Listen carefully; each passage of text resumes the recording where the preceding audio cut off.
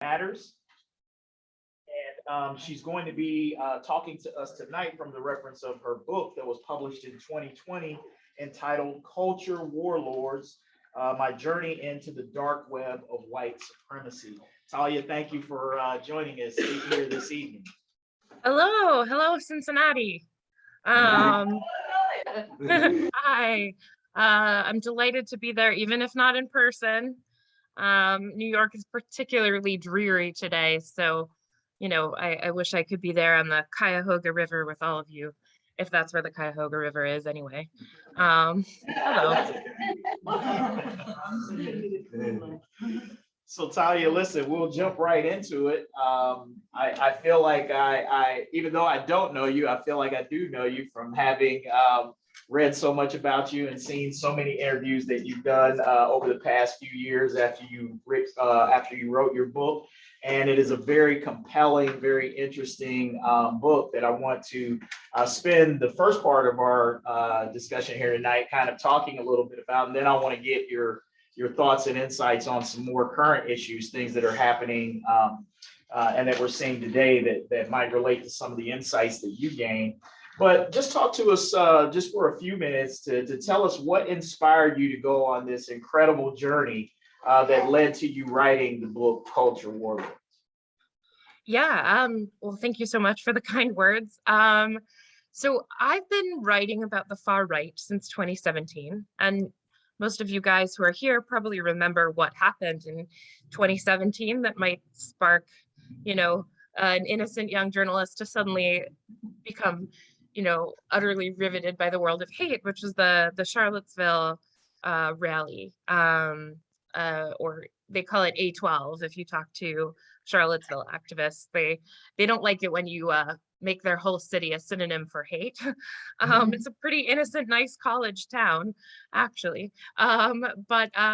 So, I've lived my life as a Jew in the United States. And I think, like a lot of Jews in the US, especially people like me who grew up, in the 80s and 90s, I really felt this sense of sort of security and comfort and, oh, this is my home.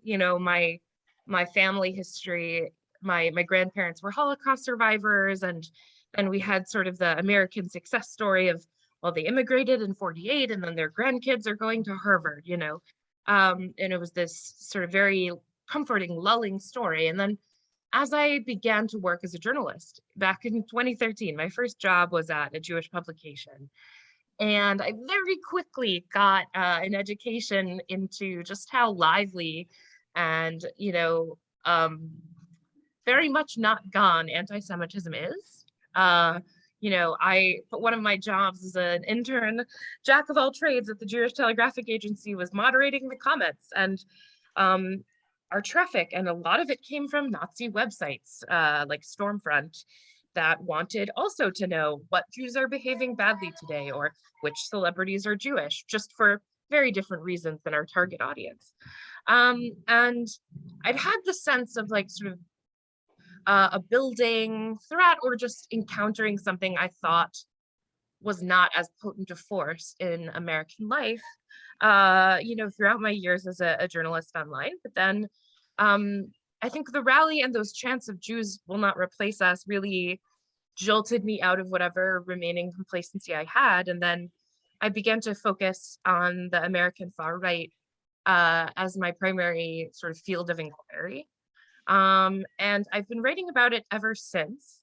And what made me want to write a book was just realizing the extent to which extremism was not only a potent force in American life, but a growing force in American life. And, even in the years since that book, I've seen stuff that, since the book came out and since the revised version, right, which came out, the paperback came out right after January 6th.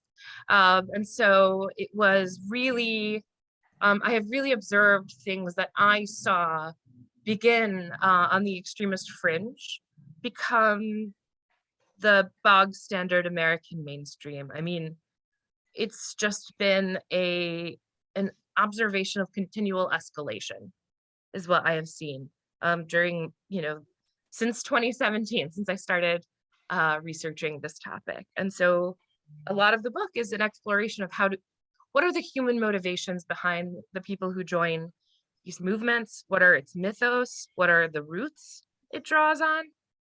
And what are the human motivations that it, takes advantage of in people and seeks to exploit in people?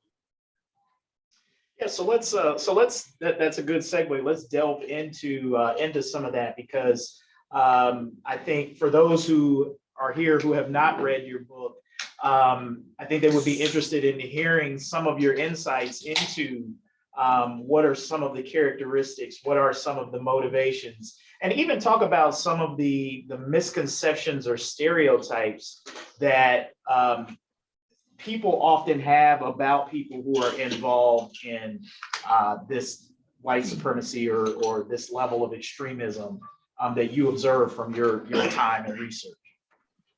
Oh my gosh, I'm so sorry. My roommate's dog wanted to. This is Nancy's star turn. Anyway, yes. So okay, now I'm not being licked in the face. I can think straight.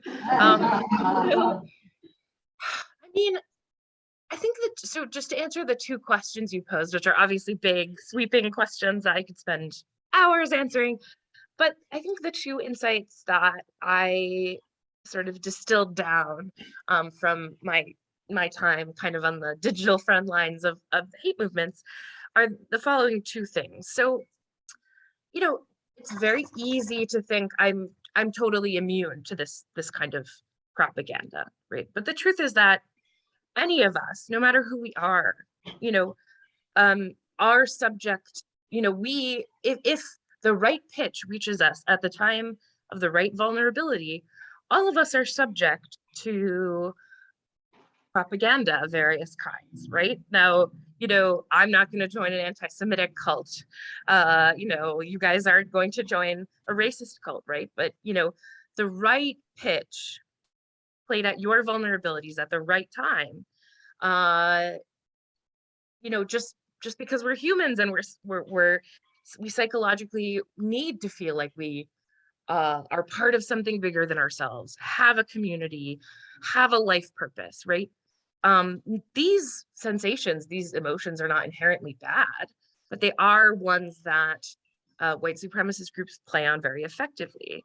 So, what I have observed in terms of people who are apt to be recruited is just these are people who feel alienated from their lives, from modern life, who feel dissatisfied with their lot, who feel that they lack a sense of purpose, who feel that they lack a strong community.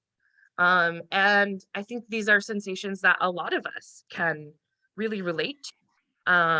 Sensations of alienation, of wishing that our lives were grander and broader and more clued into some greater struggle. And so, the white supremacist movement comes along in its various iterations. The American right is a big spectrum. And of course there are, Christian right elements of it that will come along and say, God wants you to engage in the fight against evil.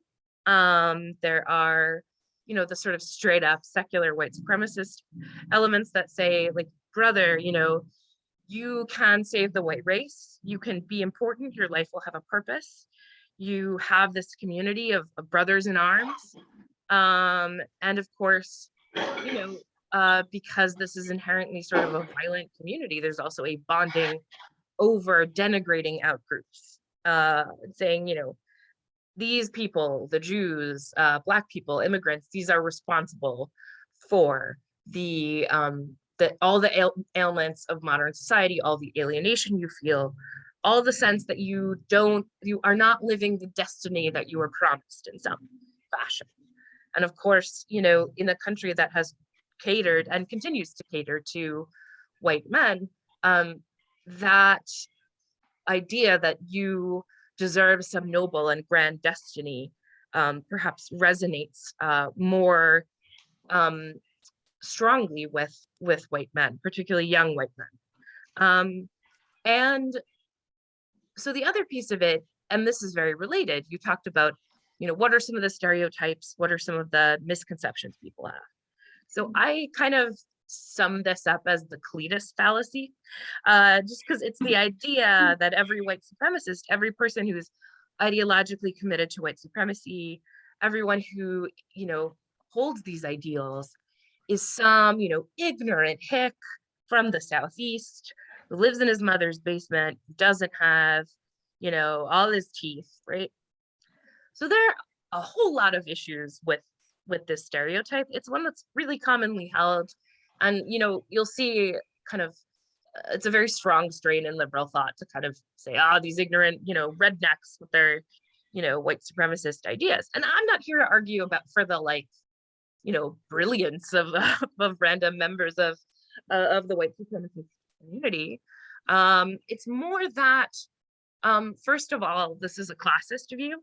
We're talking about very psychologically potent propaganda that's rooted in, centuries of text, of mythos. It's, very effectively weaponized. And so to impute that only people who are very stupid are vulnerable to it is to underestimate your foe, which is always a key error in any struggle. And then, obviously there are red and blue areas of the US, right? But I think all of us, and especially Ohioans, know that that's never as simple a picture as, just those election maps would like to have you think. So yes, while there may be cultural modes of expression in the Southeast and Southwest that kind of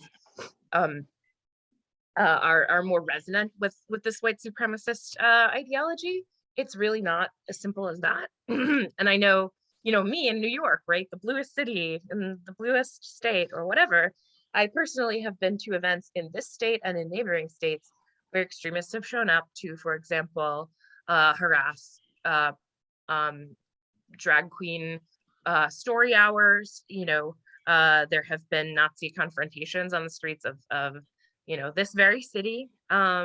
So again, it doesn't matter what your zip code is. It doesn't matter what your IQ is. It doesn't matter even what your socioeconomic or educational demographic is. Fundamentally, this propaganda can be fit and tooled to anyone of any social class, any zip code.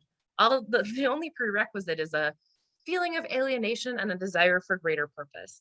And I think it's very, very dangerous when it's both dangerous and smug to kind of assert that, all our foes fit in this very neat Cletus box, right?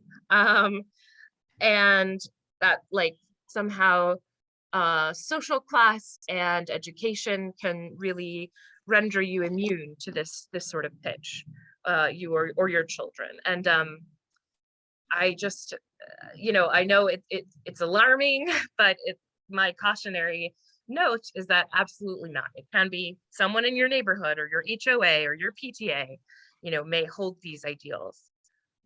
So that's my very long-winded answer. Yeah, no, great answer. So you had talked about how 2017 was kind of sort of an eye-opening thing for you, and you didn't realize that sort of these thoughts and these sorts of things were as prevalent necessarily as they are. As an African American, I've always kind of felt like this has always been there underneath the surface, but now it seems much more a part of our mainstream these days. In terms of even you talk about the propaganda and how anyone can be susceptible to this. And I wonder if you think how the politics of grievance and the culture wars that we're currently involved in our politics, whether it's critical race theory or whether we're talking about immigration at the border and all of these things, do you think that is allowing some of these more extreme elements to work their way into the mainstream? Are they able to marry some more of their extreme ideas to these notions of of some fears that people who might not consider themselves extremists or radicals, but could somehow or another buy into some of these ideas? I mean, what are your thoughts on that? Yeah, I mean, I think allowing is a really great verb to use in this, because what the phrase I use is sort of a permission structure, right? You know, it's all about your milieu. And I think over the past, you know, what is it, 8 years since 2015, like there has just been, it's not that, as you know, right, this country has always had a deeply racist, violent, xenophobic streak, right? It's not that there was ever a moment you could pinpoint where you said like, there was no more racism in America, you know, during these years, right? As to my own sort of sudden awakening about anti-Semitism in 2017, you know, I think many of us have attained what we consider to be a political awakening at different points in our adulthood. That mine came late, you know, in my mid-20s. I can only say, you know, it's better late than never. And I think a lot of people spend time chastising themselves for having been asleep to the realities of this country and requiring such a dramatic, you know, such dramatic incidents to awaken them. But I think more to the point is what you do with your realization, with your sense of your renewed sense of urgency. But yeah, I think absolutely. I mean, what we're seeing is the awakening of dormant sentiment. None of this has been manufactured. I think one thing that bugged me about the fixation on Russia during the Trump presidency, it's not that I don't think the guy was corrupt. I'm not like, that's not my opposition to that whole thing. It was more, you know, foreign propaganda can't invent things from whole cloth, right? It's exploiting things that were already there. And in fact, you know, during the Soviet era, like one of the biggest sort of Soviet counter sallies to US propaganda about the very real brutalities of that country was saying, what are you doing to Black people in your country? And you dare to sort of criticize us. You don't have the moral high ground. So, you know, America's racism has always been something exploitable by foreign actors, but that doesn't mean it wasn't extant and super potent here beforehand, right? So that's a bit of a tangent. But at any rate, I think what we've seen, yes, is when you have candidates, figures, you know, who are using open racism as their principal selling point, you know, what you see then is people sort of feeling more and more comfortable, more and more open in their expression of those same sentiments along a broad spectrum. So what we saw in 2017, this Unite the Right rally, this was their sense that like, this is our moment. Historically, Trump is president, you know, many of our like our theses have been validated. There is clearly this public upswelling of support for the ideas that we have dedicated our lives to. I think where they erred is just that it was just mostly in branding.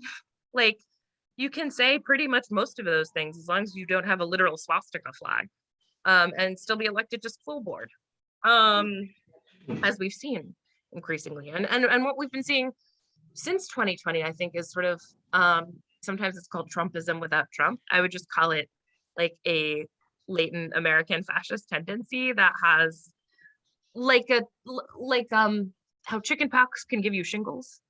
It's sort of given the right environmental stimuli, that tendency in the American psyche rises to the forefront again, and boy is it itchy and painful. So yeah, again, I feel like you're just offering these thoughtful questions and I respond in soliloquy format. So you'll have to forgive me. That's perfectly fine. So let me ask you this on a scale of 1 to 10, how concerned should we all be just as a country about where we are right now, and are we at a tipping point? Because my sense is that as Americans, we kind of feel like, you know, some of these things that we talk about, these fears of slipping into fascism and other things, a lot of people think can't happen here in America. We're stronger than that. We're better than that. We never go that direction. What are your thoughts on that, based on you know, again, your research, your extensive time, you know, dealing in this environment, and sort of what you're seeing taking shape in our discourse and politics? I mean, if you ask any extremism researcher, I'm sorry for the environmental storytelling in the background, the sirens or train or whatever you hear, it's New York. Yeah, I mean, I think if you ask any extremism researcher who's been engaged in this stuff for more than a year, I mean, all of us are going to be screaming and tearing our hair out. And like, we all feel like that the Greek myth of Cassandra all the time, that we're just like screaming, everything's terrible and it's worse than you can imagine. And I do feel that way. I mean, it's not that I'm sitting here and being like, prepare for civil war, you know, start stockpiling beans right now. It's more that I urge people to look at what they are seeing and believe it. Believe that the people, their opponents, putative opponents, believe what they are saying. I think one of the more dangerous tendencies in both, you know, in sort of mainstream media, is this sense of disbelief that, you know, all of us are actually coming from this sort of rational perspective. All of us essentially share the same values, you know, stodgy centrist values or whatever. And so, like, you know, and so and thus kind of the people who are saying things that are very extreme don't actually believe what they're saying. It's all cynical, it's all a ploy. And I mean, first of all, I think I'm writing the current book I'm writing, book 2, is largely about right-wing grifts. So that's been an education. And I think often the answer is like, do these people believe it, or are they just trying to make a buck? And my answer is usually yes. Like both of those things can be true at the same time. If you are peddling a sense of, you know, racial grievance and entitlement, like, you know, saying I'm also entitled to make a buck is not particularly contradictory. But one of the things that I have really been observing keenly and have sort of evolved into understanding since writing Culture Warlords. So Culture Warlords was about sort of the neo-Nazi fringe and how they express themselves. And as I mentioned earlier, you know, I was watching in 2017, 18, 19, you had this fixation on drag queen story hours in Nazi chat rooms. That was the only place I saw them mentioned on, you know, an encrypted app, right? Where they would go, these extremists would go harass drag queen story hours. Now we're seeing in states across the country, rules against drag performance, you know, laws against drag performance being passed, right? We're seeing this obsession with gender nonconformity and crushing it. We are seeing, obviously, like those of us with uteruses have felt, you know, an increasing escalating precarity of our very bodily autonomy and even ability to survive in this country. You have people who are, you know, even now engaging in like medical, you know, who are medically displaced from where they are because they cannot obtain appropriate treatment. And certainly there is the desire to pass federal laws that will enable that that will disable that in migration. So I think the biggest thing, the evolution in my thinking has been, as I've sort of migrated from focusing solely on the extremist fringe to looking at the holistic picture of American right-wing politics, I have been studying the role of religion in all of this. And particularly the notion, which is just absolutely ubiquitous on the Christian right, that we are currently engaged in an ethical, religious struggle of, literally the servants of God against the devil. And when you are fighting a holy war, the level of acceptable collateral damage is very high. And, any pain caused by the policies that you propose is not incidental, it's cautionary, or it's meant to punish. And I think if we understand things in that light, then a lot of things become clearer and a lot of things start to make more sense. I realize I sound, again, like a Cassandra and a bit extreme, but if you sort of scratch the surface of some of these, for example, there was an anti-trans bill that just got passed in South Dakota, right? And who's propping it up? Who's proposing like the same name bill nationwide is a Christian organization called the Family Research Alliance, who says, whose tagline is like, we believe in the freedom to live our faith as Christians. And what they are saying by that is our freedom to exercise our faith as Christians is the control of others' bodies. It is our freedom to exercise our faith is to impose our faith onto the public sphere. And so that is the type of desire that will continually complain about not having enough power until their power is absolute. And at that point, it's already too late. So as someone who has practiced as a journalist, what do you see the role of the media in what we're seeing today, and as well as the role that these extremist groups see media playing for them, and what more can the media be doing to bring more thoughtful discussion, greater information to the public around these issues? Oh boy. I mean, at the moment, I'm sort of straddling the fence of kind of unofficial or whatever independent media, and I'm writing my second book, so I have that sort of establishment wink where like Hachette Books is not some radical outfit. They're one of the big five, right? But particularly, gosh, this is a tough one for me not to like start a gimlet-eyed rant about. So I'll just keep it brief. I think that there is this sense, this horror among like media institutions, particularly legacy media institutions, the big hitters, or your Times, your Post, perhaps even your Enquirer. But I'm not gonna make any flares on the beautiful Cincinnati Enquirer, but I think the bigger and more established the paper is, there's the sense that, our journalists need to be objective, quote unquote objective, whatever that means, right? It's actually a fairly recent standard.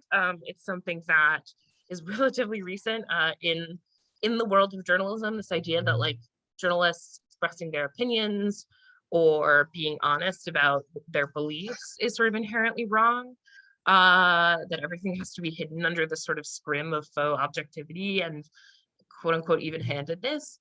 But I think more often than not, the people who get punished under this standard are people whose identities are under threat. So trans journalists, journalists of color, journalists who are gay, journalists who, will then say, this puts me directly in danger and I have strong feelings about it, right? That doesn't render your journalism moot. It doesn't mean you're incapable of making truthful observations. To me, in fact, it's more accurate. It's less sort of sucker punching your audience or whatever, if you are honest about who you are and where you're coming from. I think that's the more ethical approach. But particularly among the white male-dominated upper echelons of journalism at these big publications, you have this horror of expressing, any alarm. And what you do have, particularly in the op-ed pages of the Times, is this sort of insidious pattern of just asking questions about, is trans care too easily available to kids? Oh, is the left too censorious? I mean, so you literally have these absurd. I think that there was an analysis of Times trans coverage that said they dedicated 11,000 words over the past 6 months to the issue of essentially, are trans kids too well treated in the United States? And as that author put it, if you ask the question long enough and enough times and enough ways, what you're actually providing is an answer. So, I mean, I think at minimum, I would like the media not to be like aligned with the wave of Christo-fascist laws sweeping across the country, and not provide like an apologetic cushion for them into like, its putatively kind of rational liberal audience. I would like the media to stop mistaking power for rationality. And I would like, I think journalism can be, I still am an idealist, as jaded as I am, and I do think journalism is at its best when it speaks truth to power, advocates for the voiceless, and I just would like to see the media establishment live up to those ideals, as opposed to its current habit of kind of actively crapping on those ideals. We're in a pretty bad state for where journalism is. And the lives of individual journalists have never been more precarious. And I don't think that's a coincidence. So obviously, people are very concerned about the prevalence of violence that comes out of some of these, extreme movements and groups and things of that nature. Did you see anything in your research as you were, delving into these online groups, as you were writing your book? Did you see any signs of that sort of violent mentality that eventually wound up manifesting itself on January 6th? Did you see any of that in any of your engagements and all of the time that you were delving into the dark web there? Yeah, I'd just like to add, dark web was sort of my publisher's subtitle. I wasn't actually on any like Tor browser. It was more just like I was in these like places that were pretty horrible to hang out in, not like the technical dark web or whatever. The short answer is like, yes, everything was violent or leading up to violence. I mean, there was a glorying in cruelty. And there's a term that I use often called stochastic terror. So what that is sort of consistently encouraging violence. And, one thing that was very, very consistent and very, frankly, freaking awful to observe was the way that in these encrypted channels, on these white supremacist websites, there were continual images of violence against Black people, violence against Jews, whether it was, in the form of like cartoons or images, or just like literally contextless clips of brutal violence against Black people that would just constantly be posted into these channels. And obviously this has a purpose, right? The purpose is to soften you up to the idea of violence against these people, right? To dehumanize the particular outgroup targets and to render the sight of violence against them familiar and comfortable, right? And it's not just January 6th that saw, explosions of this kind of violence. It's also, an attack on a majority Black grocery store in Buffalo, New York. It's an attack on, like synagogues. It's attacks on you know, the mosque in New Zealand, right? I mean, that happened while I was writing my book. And the ideals espoused in these manifestos are the same ideals that I was reading about in these channels, right? So what they do is, by creating this environment of stochastic terrorism, by continually saying, you know, which way, white man, like choose to stand up for your brothers, right? And there's also a tendency to, so what they do is they call people who have, you know, people like Dylan Roof, people like Patrick Crusius, who attacked the Walmart in El Paso, seeking to kill as many Latinos as he could. They call them saints. They make images of them as saints and martyrs, in a very sort of Catholic iconography with halos, right? And there is the implicit and explicit idea that you should become like them. You will be among this holy brotherhood. You will be venerated by us forever, your community. And this is another element of stochastic terror. The other rhetorical sally that was sort of ubiquitous in all of these spaces is the kind of news that they chose to highlight was always about Black people or immigrants or Jews doing crime, right? And this is very familiar. This is an old fascist tactic, right? So Der Stürmer, the main sort of neo-Nazi, the main like historical Nazi tabloid, was just literally, they would have lists of every crime done by a Jew, right? And cumulatively, that is meant to say, these people that we are encouraging you to hate are subhuman, are criminal, are inherently inferior and violent. So take all of these different tendencies together, you arrive at an environment sort of pristinely designed to evoke violence in their audience. And I think what's more disturbing is that if you look at, for example, the website of the Daily Wire, or, you know,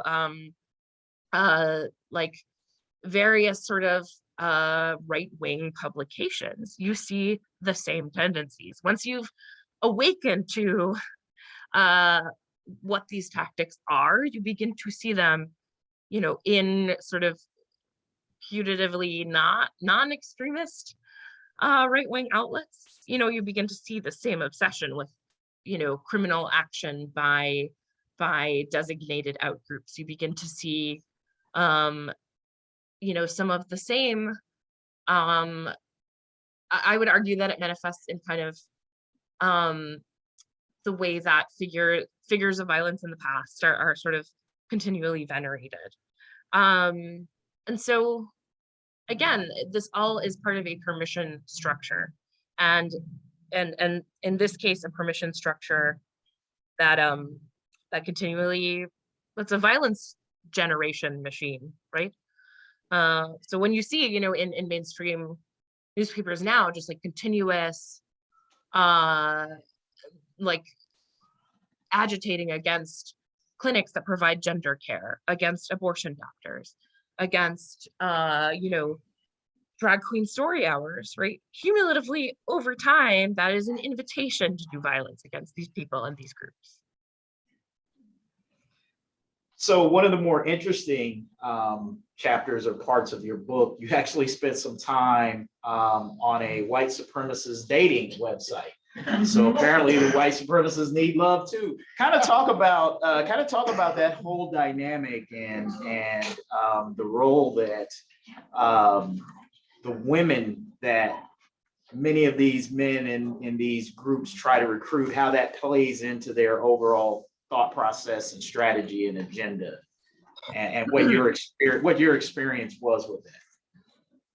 Yeah, and this is where the sort of like the book I wrote in 2020 about extremist groups versus like a more holistic picture I'm looking at now, like this is where they're radically different. But like the thing about the groups that I was able to penetrate, again, just like kind of with whatever false identity I was using, but nothing particularly sophisticated, these sort of propaganda channels, even like one conference that I ultimately got chased out of. But these were not like super high security groups, right?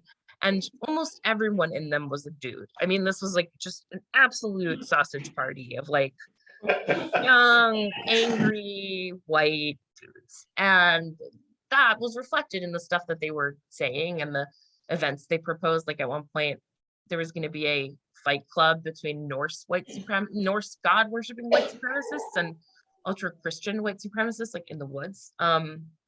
Anyway, so whitedate.net, the white supremacist dating site, I catfished on, was so male dominated that they actually had a flyer that they suggested that like its users print out and just hand to random white women.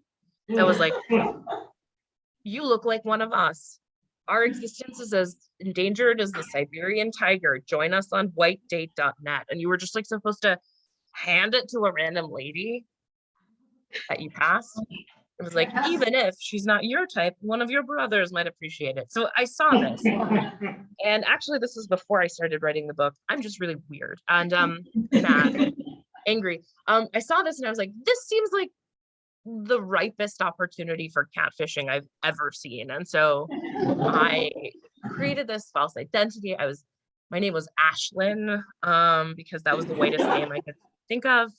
And I was from Iowa, and I like memorized the Iowa like hunting calendar, just like to try for some verisimilitude. I don't know. I've done some really weird shit in the name of like infiltrating right-wing groups. Like, this is an aside, but right before, actually during the 2020 election and the weird unrest afterwards, I was infiltrating militia voice channels on like this walkie-talkie app called Zello, and like I had to do an interview to join this one group.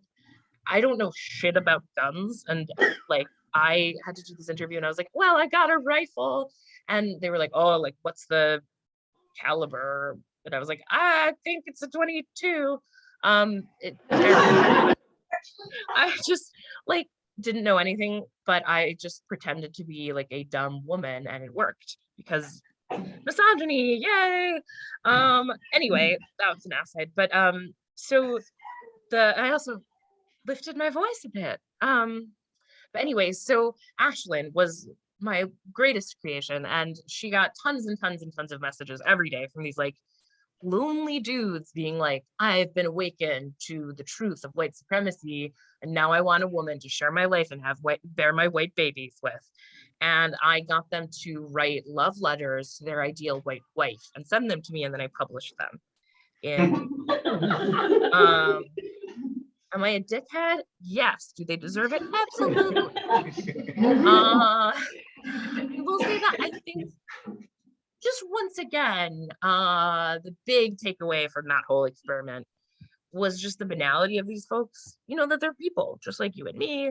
They are, yes, there's the farmer from South Dakota who's like, yes, I just want a nice white woman to like keep away from Marxists like on my farm. But there was also like an assistant professor in Zurich. There were people in the military, like on all, definitely.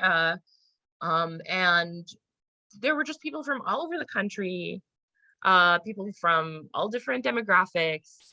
And, they'd say like, oh, I'm having like a nice dinner of pork and beans. And I hate Black people. It was just, it was like, just like the banality of evil, but like through like a really weird dating app. It was also just like, it kind of reminded me of my own misadventures on Tinder in like some horrible way. Like it was just the same thing. So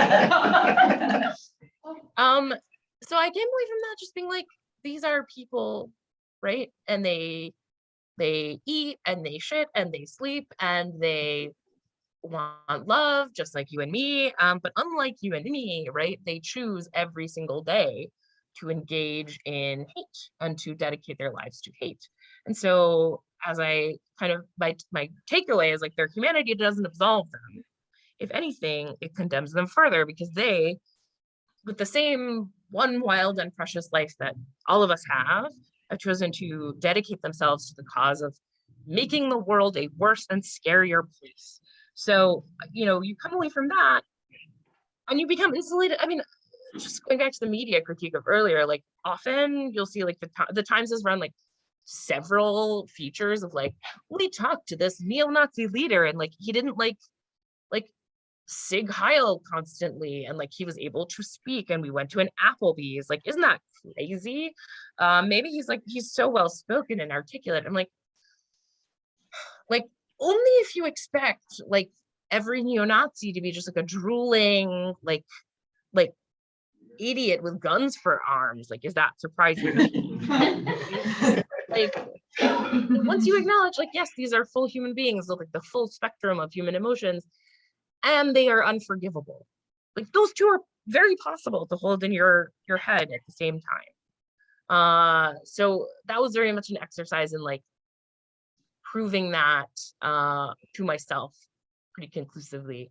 I'll also add that the final adventure of Ashlyn, before I retired her, was I got to know this Ukrainian neo-Nazi. This was before the war, but I got to know him really well. He was responsible for translating and publishing and distributing copies of the Christchurch, New Zealand mosque shooters manifesto in Ukrainian and Russian, and getting that into the hands of militants in Russia and in Ukraine. And I got to know him real well. Like we talked for 5 months. I convinced him, I speak Ukrainian and Russian. And so I was able to convince him that Ashlyn had learned these languages because she really wanted to go to Donbass and meet some nice white men. He was such an idiot, right? But like, but anyway, he wound up sending me like a picture of his face, a picture of his license plate, telling me where he worked and like his name. And I just like turned around and handed those to Bellingcat, which is this journalistic outlet that covers like far-right militants and Russia really well. And I just like gave his whole identity to a journalist I knew there. And then like I logged on and I was like, by the way, I'm an anti-fascist. You're fucked. And he was like, what have we been talking for 5 months then? And I was like, so I could get to know you, you genocidal asshole. Good luck. And then it got published and he got arrested. So that was the final adventure of Ashlyn. Anyway, you can read about all of this in Cultural Warlords. Sorry, I get excited. That's great stuff. Great stuff. Well, thank you for sharing those stories. Last question, and then I'm going to open it up to our guests here to be able to ask a few questions.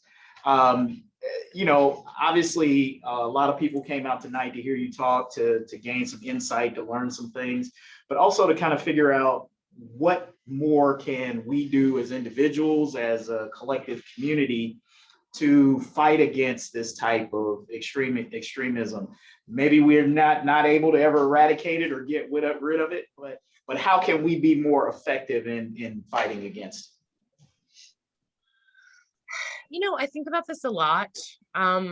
If I had like a fantastic answer, I would be leading like a cross-national crusade and have eradicated racism already. But I do have a few thoughts, obviously, which is that like I think anti-fascism, this idea, like gets a pretty bad rap. Again, there's some warranted media critique there, but it's this notion that everyone who calls themselves an anti-fascist or tries to live an anti-fascist life is a black-clad militant, out with brass knuckles on the street. Personally, and this is where I differ from a lot of folks, I think there is a role for that kind of thing. I really do. As someone who has showed up to drag defense events, like when there's sort of a show at a library and creeps show up to harass kids, I think there being some black-clad folks making sure they don't do anything too crazy is like not a bad thing. When Proud Boys show up en masse to a town, like if they're not opposed, they go and stab people. Like they go and like stab people that look queer or look brown, like when neo-Nazis march down the street, they don't just march, they go and look to beat people up that are vulnerable, right? So putting your body on the front line and saying like, absolutely not here, not in my town, like that is a strong anti-fascist stance. And it is one that I morally support pretty fully, right? But that being said, I'm agoraphobic and I'm not a strong street operative. I just like know that's a weakness in me. But my role, then I don't stop there and say, okay, well, then I can't contribute to the movement, because that's not the case, right? I can write, I can speak, I can, research and monitor. I have skills that are relevant to anti-fascism. And the same is true of like every single person sitting in this room. Are you a writer? Are you a communicator? Are you someone that can show up, to a school board meeting when there's anti-trans propositions or book bans on the line? Are you someone who, can spend a lot of time on like awful message boards and maybe try to figure out some real identities and trace them back? Are you someone who, will see someone like posting something horribly racist on your next door, in your neighborhood, and like try to figure out what that person's deal is and maybe oppose them? I think all it takes, again, like permission structure, right? Like I give you all permission to go and live anti-fascist lives. And that doesn't mean you have to go and like buy brass knuckles, right? If you want to, I applaud you, but there are many, many, many, many ways to stand up. And I think the biggest thing you have to do is to say we are in this moral struggle. It is absolutely.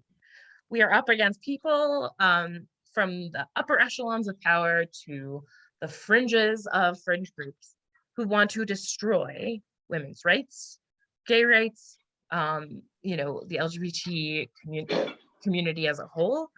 And if we stand in moral opposition to this, then we have to act in moral opposition to this. And I have to find my place, whether that's, again, like in the audience at a school board meeting or on the streets. There's a place for every single one of us, no matter our age, no matter our sex, no matter our gender or our the way we see ourselves. I think we have to see ourselves as engaged in struggle. And so that's the first step.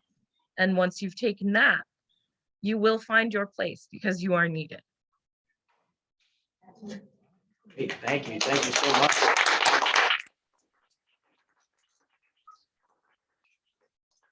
So at this time, we'll open it up to our audience to ask a few questions. The only thing I'll ask is if you have a question, if you wouldn't mind just coming up front so that the mic can pick it up so Talia can hear you, and also that Right behind you. like right behind me. Okay.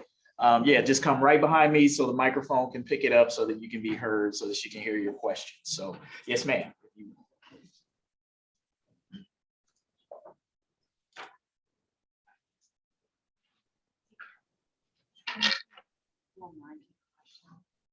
Oh, Assalam Talia. You're going to find that I really don't need the mic, but I'm here. oh, you have a great voice. First of all, my name is Rukaya Zafra Abdul Zakalim, and I am the CEO and founder of the Musketeer Association, which our motto is one for all for one. And our goal is to save the 3 Bs, babies, butterflies, and bees. Without them, mankind has no future. So standing on truth, innate truths, is what we encourage in order to stand forth. And I have this question for you. Now that you have stepped out of that box that they had you in for a while in your life, and you realize that box that you were in wasn't the reality of what was going on in the world around you. You stepped out, and then you stepped into an arena where you camouflaged yourself to be something you were not in order to gain that truth. Yes?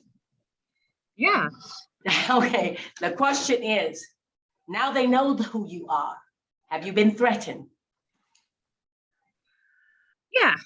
Yeah, definitely. And this is something in which all of us must understand that if you're going to step forth, you must be ready to, one, stand on that truth and hold that line.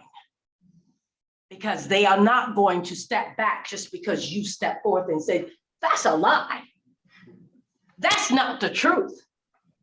So can you hold that line? And she is facing, and that's why I wanted to ask you that question, because that gentleman that you were able to eliminate for a while is going to get out unless he dies in that place. And his understanding of how he wants to see the world has not changed. You only made him more angry. And he probably wants to find a way to get back at Ashley, if he can find her, Ashlyn, sorry.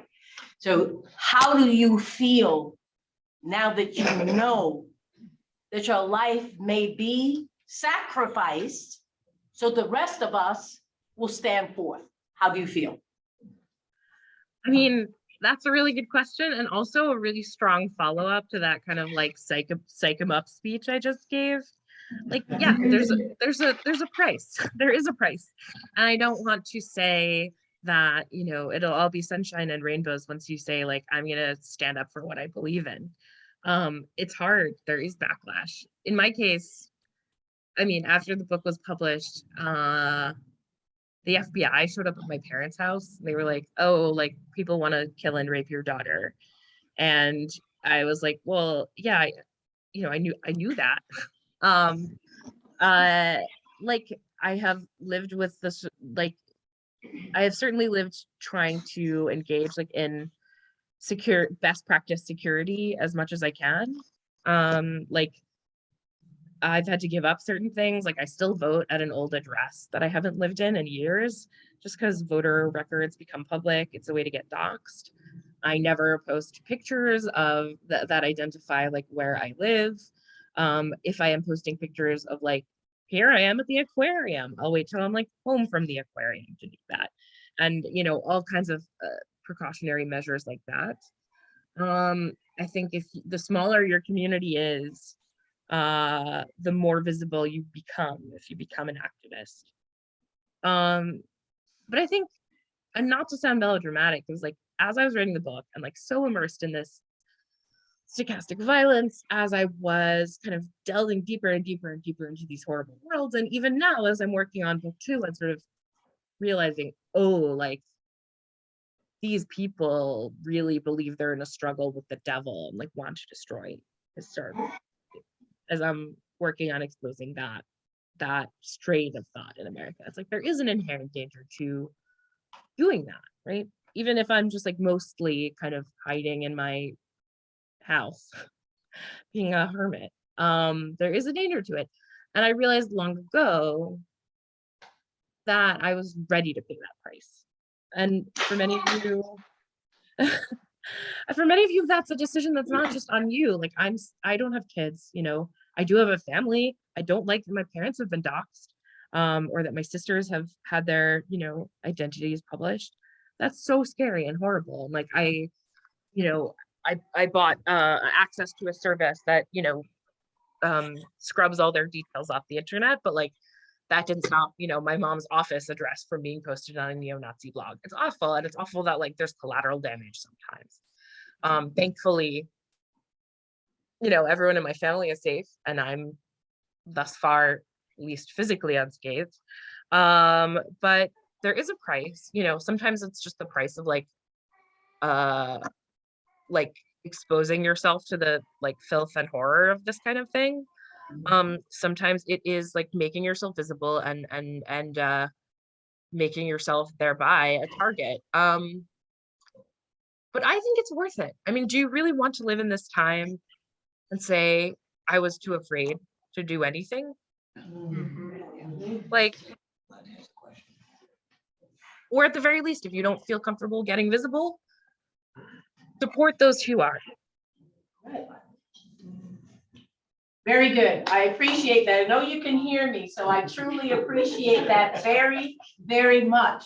The reality of our world is important for us to understand if we are going to truly eradicate this man-made disease of trauma that is truly by man, we have to understand the ramifications that we will be facing as we step forth on truth, that we are all human beings and that this is a flower garden of mankind, and we need to truly embrace that idea and fight for that right to be and exist in this arena as a flower garden.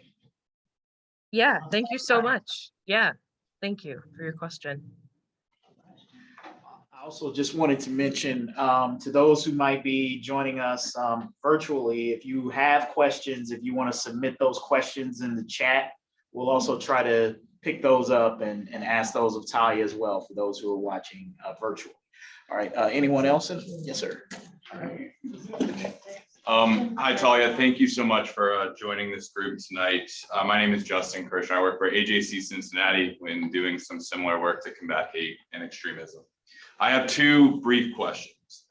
In your chat rooms and online, did you observe any dissent or disagreement amongst these extremists? And then I'll ask my next question. Well, yeah, I mean, there's tons of infighting because again, these are just like very angry, often quite immature people. I mean, they're always threatening to beat each other up or accusing each other of being feds or like secret Jews.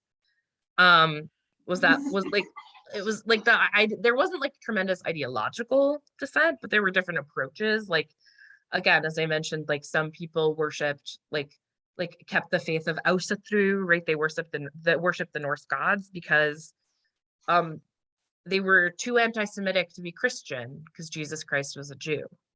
Bananas, right? And then they would like razz the Christians and the Christians would razz them and whatever. Like, and there are also very real, you know, like feuds. This one, the famous like crying Nazi of Charlottesville went to jail for like threatening to kill another neo-Nazi's wife. The Traditionalist Workers' Party like fell into shambles when the leaders like slept with each other's wives. Anti-fascists call it the night of the wrong wives. Like Hitler's like, night of the long knives. So like, yeah, there's a lot of messiness. But is in terms of and of course there's a lot of factionalism. There are many different approaches to this stuff, to hate. And they have substantive disagreements as well. But like in terms of their willingness to like willingness, desire, and like ability to embrace the idea of like killing all the people they hate, like not really.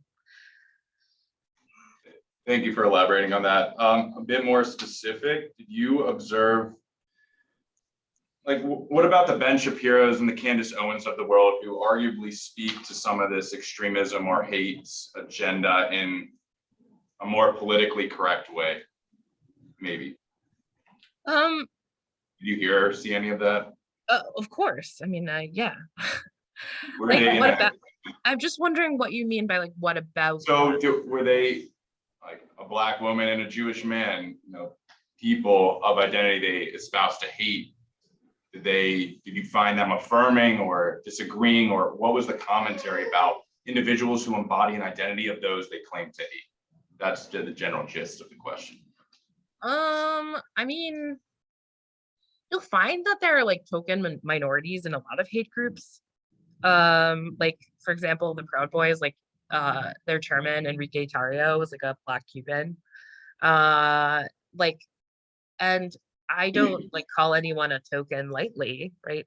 But that's an identity that some people embrace because it's super lucrative and like it's a really easy way to get yourself fame and notoriety, right? Is to be the person that can be like, we're not white nationalists, look at our one Black member, right? To be that guy.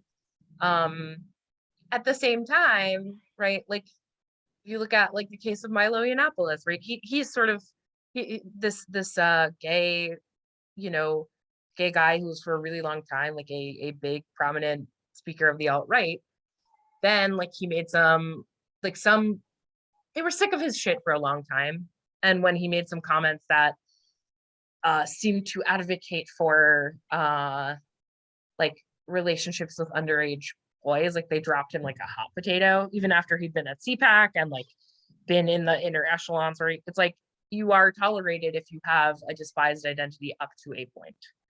And I think Shapiro and Owens like are very savvy people. They know who they're being used by. They know, you know, that they form an integral part of the slippery slope into extremism. Like these are very savvy people. They're terrible people. Like they're morally defective people who do wrong every day, consciously and awarely. And I think like being able to say that is one big reason I'm not going to be hired by the New York Times anytime soon. But it does provide a certain clarity in like the way I see the world. Yeah. But of course, like the, you know, the Nazis are like, you know, screw Ben Shapiro, or because they're super weird and horrible with like, they really were obsessed with like sexualizing his sister, Abby, who's also a conservative speaker, I think now. And sometimes they would like the 4chaners would sometimes gender swap Ben Shapiro and be like, it's so weird that I'm attracted to female Ben Shapiro. I mean, they're just really weird. That's all I can say. There's not like a unilateral answer that I can provide, except that like they're viewed as the useful idiots they are. And I don't mean idiot as in like they're dumb. They're very aware, again, of like how they're being used. But like, sure, yeah, the more extreme people are just like, they should also be enslaved and murdered, you know, and other people are like, nah, they're useful to the cause. But I wouldn't say it's a major preoccupation.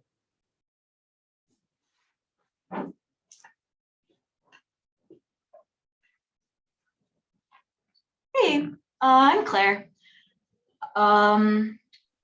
My question is, in your like incredibly impressive work, like you took a lot of flack for your Jewishness, and I, like as a Jew, want to know what brought you through that, remaining a Jew, and how, like, are there passages, are there stories, like what drew you through that? Full stop. Yeah, I mean, I think it was like as a Jew and as a woman, it felt super, super personal, like in both elements. Like these are radically misogynist groups. I didn't even get to touch on the misogyny. Like that's a huge central element too, and a big mode of recruitment. But yeah, of course, like it felt horrible. I mean, I describe it as like taking a bath in acid every day to like log in, and it's like let's kill the Jew or whatever, like look at Jewish perfidy again, right? And then also studying the history of anti-Semitism and just really soaking in that deliciously horrible stuff, right? Like just, it felt cruddy. It was like really rough. It was a rough period, especially because I had to write the book over 9 months, and the 9 months included the onset of the coronavirus pandemic. I mean, it was just like, it was a rough time to be in my head. I wouldn't say I have emerged unscathed. Like it was rough, like, and there's still a little bit of like residual whatever fear. But I emerged even Jewier than I was before. Part of this is like part of this is because of an innate stubbornness. Like we are a stiff-necked people, and I'm just like, the more you like tell me my identity is terrible, like the more I double down on it, right? I wouldn't say like so I grew up Orthodox. I left that faith. I wouldn't say that like I'm a huge like Torah studier, but I mean, this is a classic. Like anyone who's been to Hebrew school is gonna roll their eyes, but like one thing that from Pirkei Avot, there's this passage, the chapters of our fathers, there is a passage, Lo alecha hamlacha ligmor. It's like you are not. It's not your duty to complete the work, yeah, nor are you free to desist from it. Yeah, no, Yes. nor are you free to desist from it. It's this idea of like, no, I can't solve this problem, but like, I also can't refrain from addressing it to the best of my abilities. That's something that got me through. And the other thing was like, you know, part of like one way that I described like being that enmeshed in the world of hate all the time, every day, 10 hours a day of like being in these chat rooms. It's like it feels almost like a bell jar. Like you get detached from the reality you're in. You like are seeing, and I was also pretending to be like 5 different people a day. It was just like a very psychologically challenging. Yeah.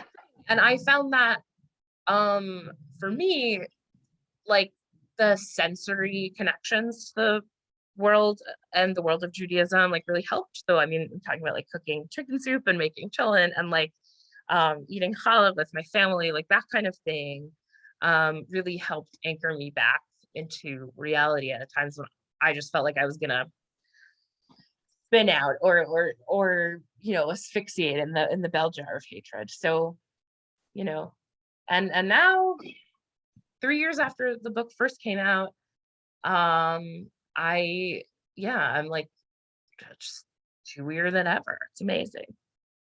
You're always welcome at my Shabbos table. Thanks.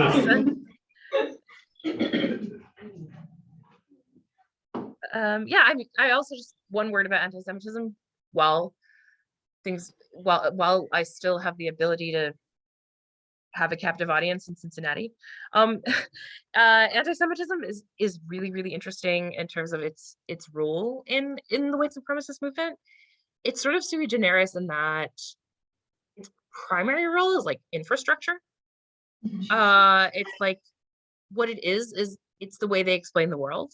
Like the reason why gender roles and civil rights and the reason that gay people are accepted and like the world isn't the way that we want it to be is because like it's a Jewish plot, and like because sneaking Jews have like infiltrated whiteness and are trying to destroy it from within so they can rule the world.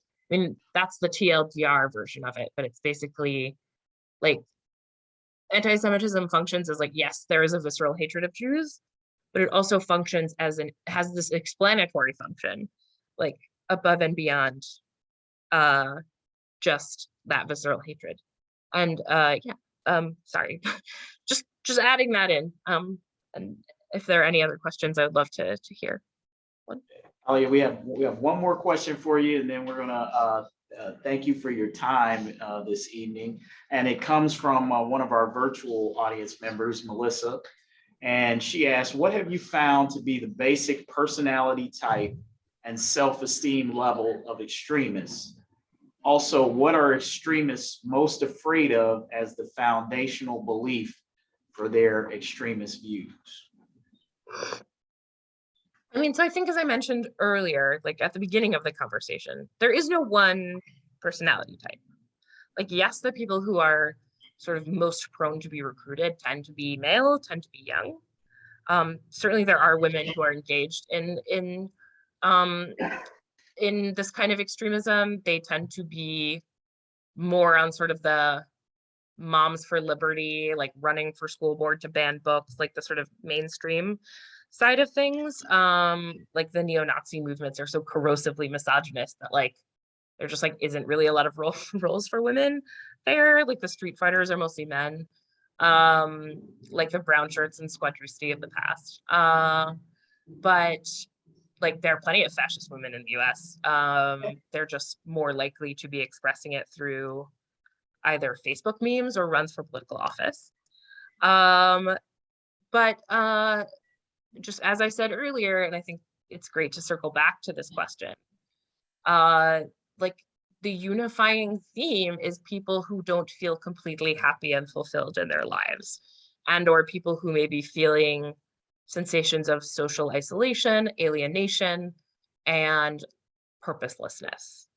And if you think that narrows things down, like it really doesn't. We live in a pretty atomizing, alienating, disconnecting time. It's just a matter of people like the flint striking the spark at the right moment in the wrong heart, I guess. Like again, like there are people who are particularly susceptible to this message, but they cannot be defined by their socioeconomic group, by their level of education, by any particular sort of externally identifiable trait. And like, what are they most afraid of? I mean, like the white supremacist movement, I guess, like claims to be afraid of this like white genocide where through immigration and other nefarious Jewish activities, white people will be bred out of existence. So Jews can control a population of color more easily. Because again, this is a deeply racist ideology as well as a deeply anti-Semitic one. So that's the sort of horrorscape they purvey. Like they really traffic in fear. George Lincoln Rockwell, the head of the American Nazi Party, has this whole chapter in one of his books where it's like his nightmare, and it's like Black socialists in tanks like take over his town, and they're all like being controlled by Jews. It's like a dark fantasy, right? But and then of course like his sort of white character starts fighting back. Like they traffic in fear. They traffic in the sense that they're under threat and that they're like a powerless minority. That's why it's so important for them to like view Jews as omniscient and omnipotent and evil, because then they get to like portray themselves as like righteously fighting against a more powerful foe, as opposed to just being like, we like the power we've had historically and like want to retain it. Is a little less compelling as a pitch. But yeah, I mean, there is no unifying personality trait or like externally identified thing. It's just like people who are emotionally fragile enough or feel lost enough to find the pitch of save the white race, like stand up and do harm, like compelling. Yeah. So that's an unsettling answer, because I can't be like, it's Cletus with the bad teeth. It's Cletus who lives in his mom's basement. I think it just means we have to be sharper and smarter than that. Yeah. Well, Talia, thank you so much for your time. Let's give Talia a round of applause. Oh, thank you so much, Cincinnati. Have a great night, and enjoy the workshops and all the other awesome things. I'm really, really proud to be associated with Action Tank, and thank you so much. Bye.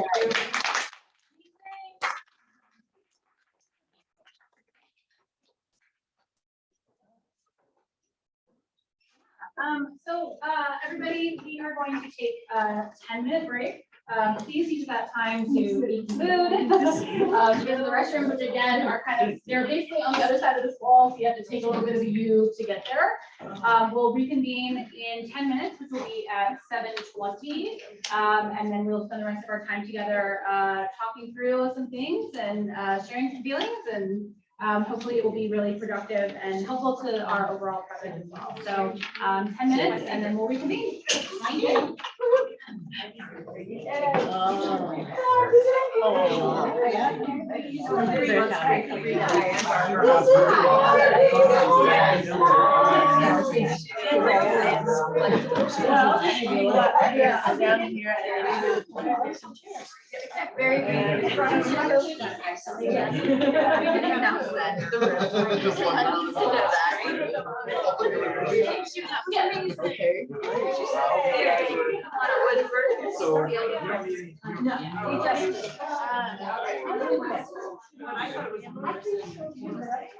Yeah, no, I just I wasn't sure like what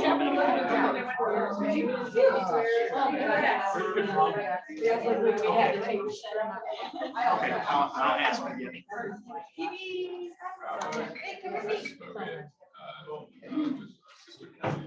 Yeah. I'm out. We want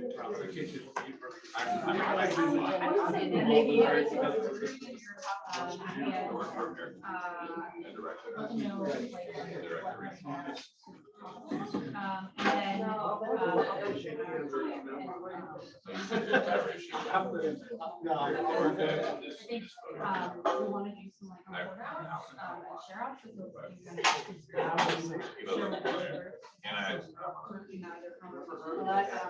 Some people I'm happy to do that piece, or if you from want to kind of help really a sit out, getting at. a silent sitting strategy. Freedom sitting, 13 nights and 14 days. sitting on that corner, sleeping and so forth, asking 5,000 people. Black Lives Matter and the streets.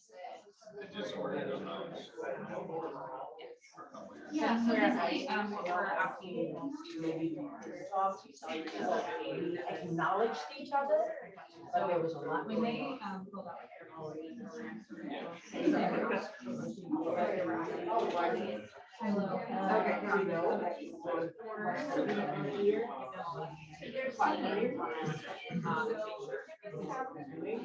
One of the things I'm supposed to be doing eventually, and then stop everything. You did a nice job.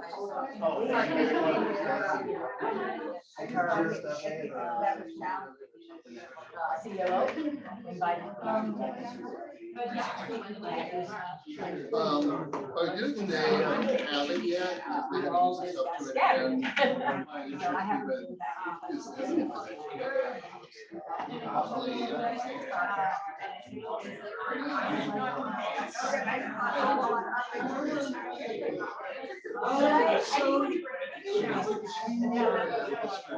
I can. You know what? Hold on. Don't do that. I got it.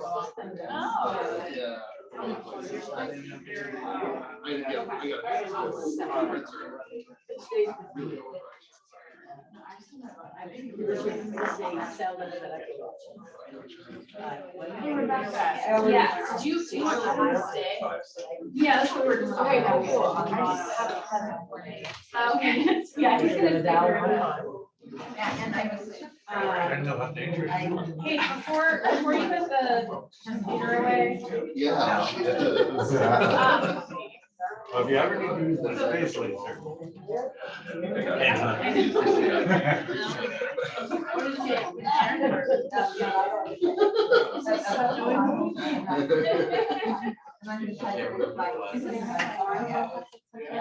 Okay, because I just like that, you guys. Now that.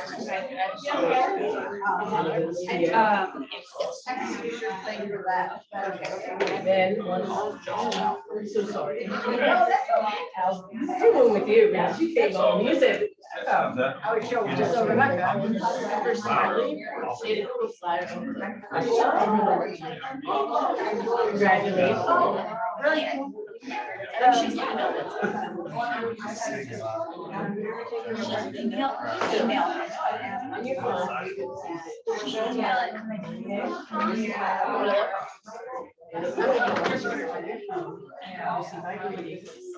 There's my name.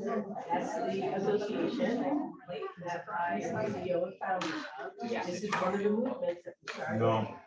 Which is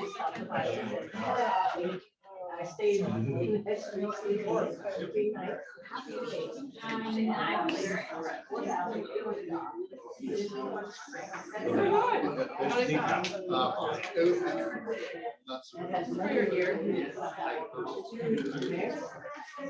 Just trying to listen well. Here's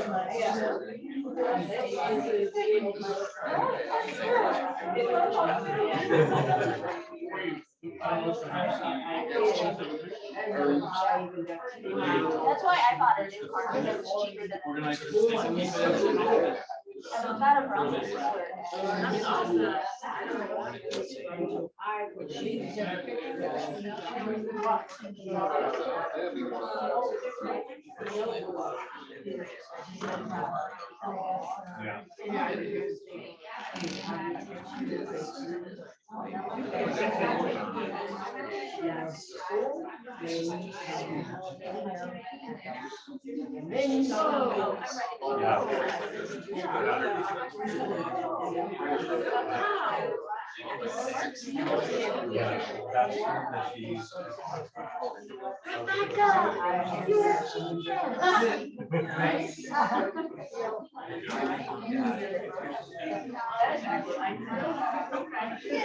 Even Nice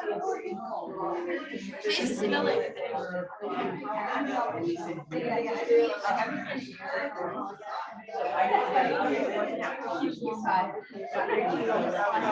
Okay, now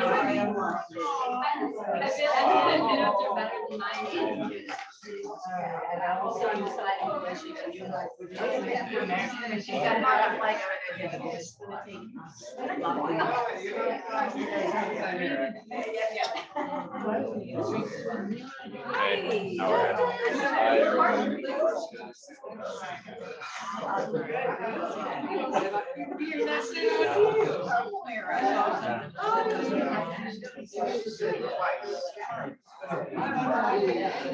at-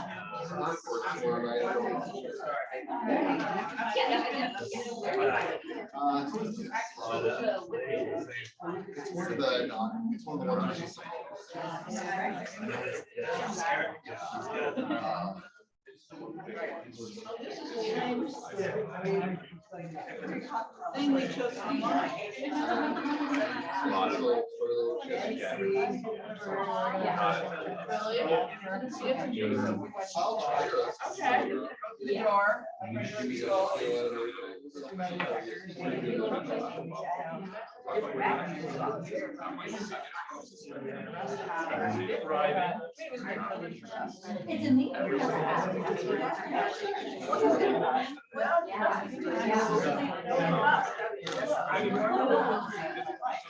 I was about to ask.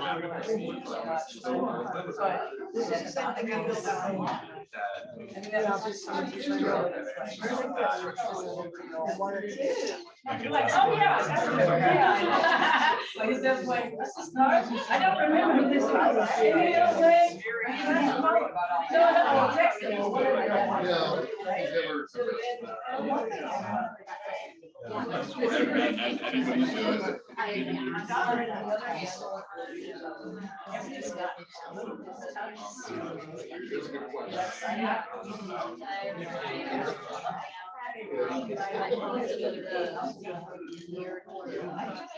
You just got that job? That's pretty cool.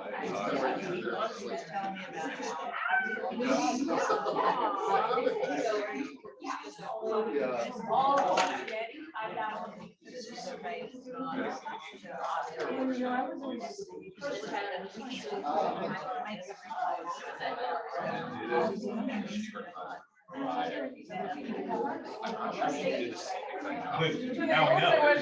Oh, that's what I know. And it's still not even on. I know, I just. That's what I think they know. Yeah. Yeah. That other question. This is what is great.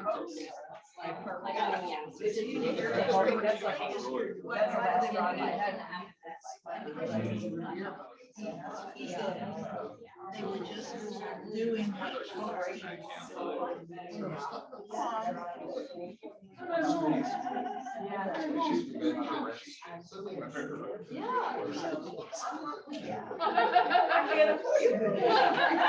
We can argue on for you.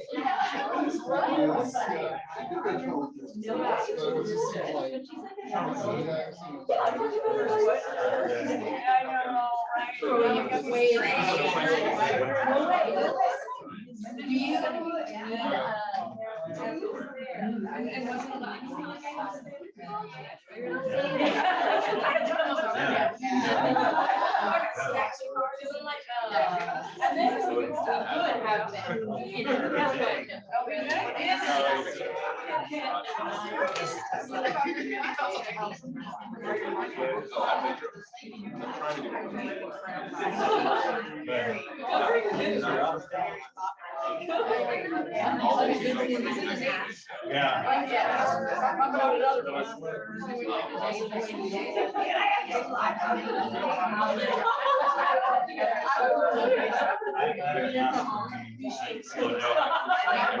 have Wow. Celebrity.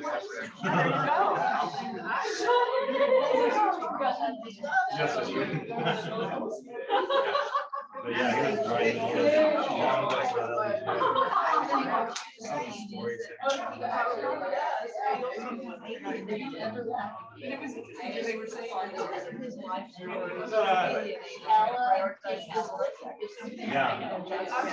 No, no, keep talking because I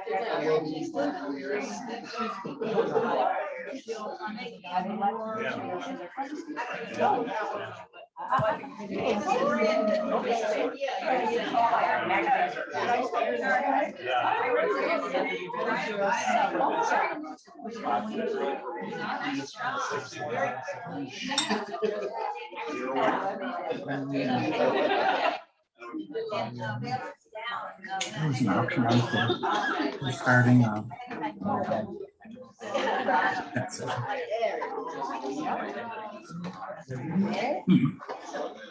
Now, this is your next.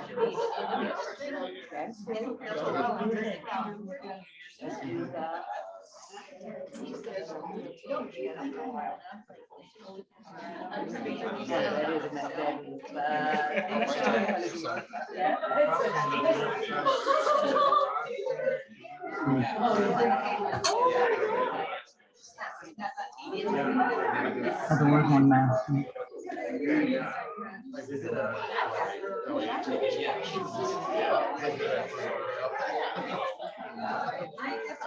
It's a long way. It's a long way.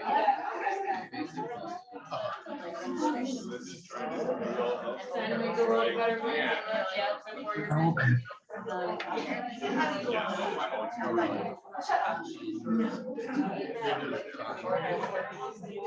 Oh. We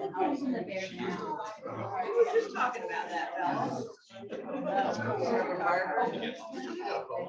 Oh, I'm part of the Partnership Coalition.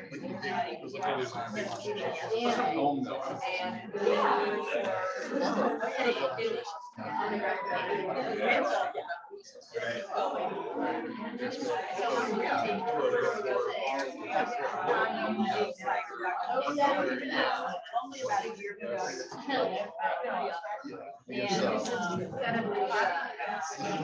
Some of the things that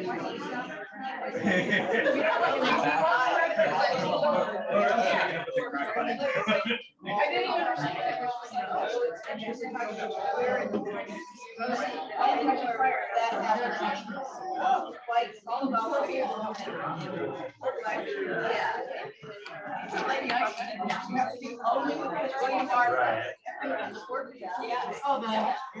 I was thinking that. Okay.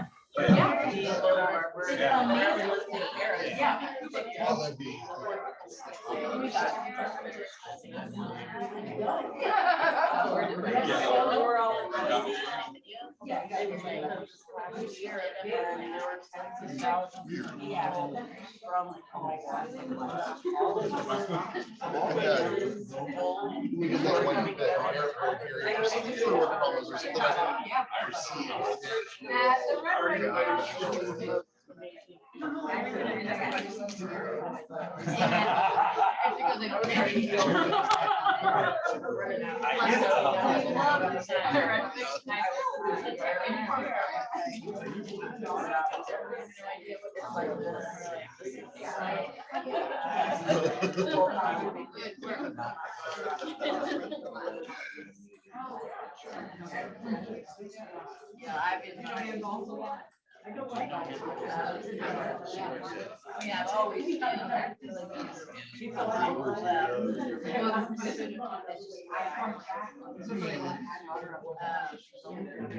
And nothing is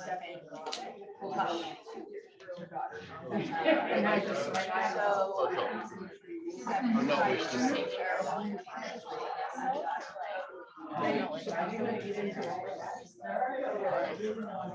Like one of those things, and I felt it really to do that.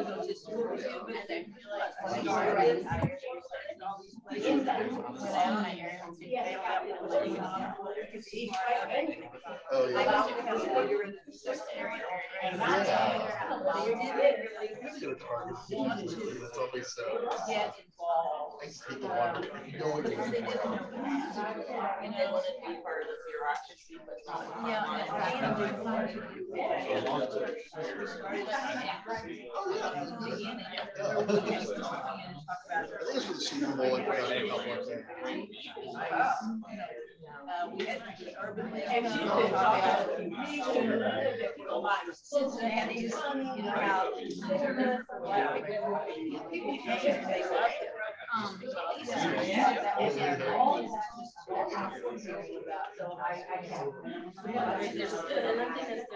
so many.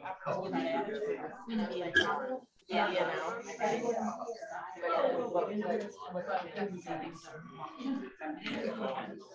Right, and I could never get them all in there, so I recently, and a little bit of like, and I'm looking back and I'm not sure I did it right. I also, like, I kind of just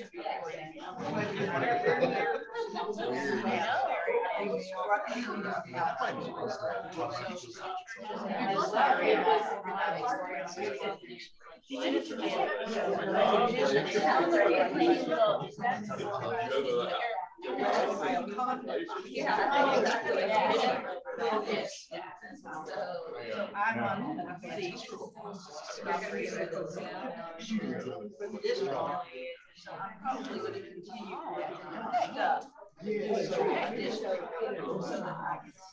In working before you were. But I tell, right, yeah, in working with them, I know a lot of different churches, and they would ask me to meet with them. And they want to do so I think I'll get help with that. Students,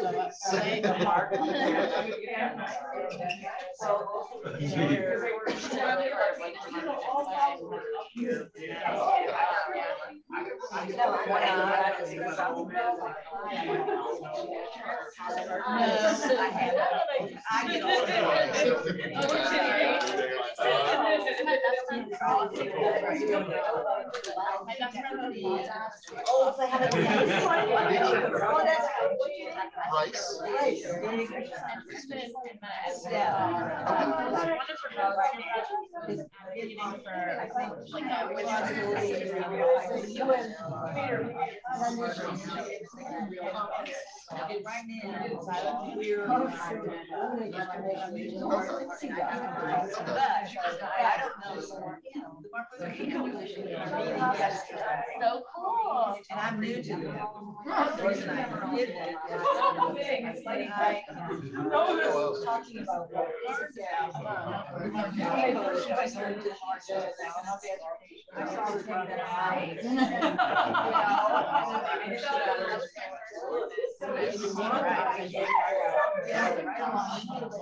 great job.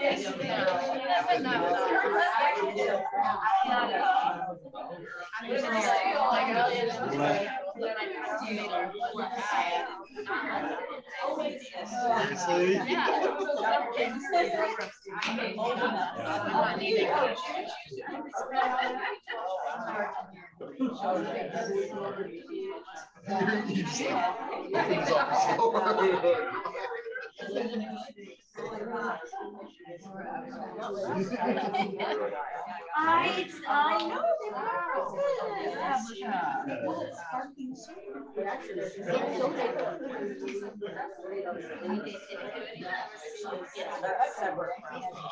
Really?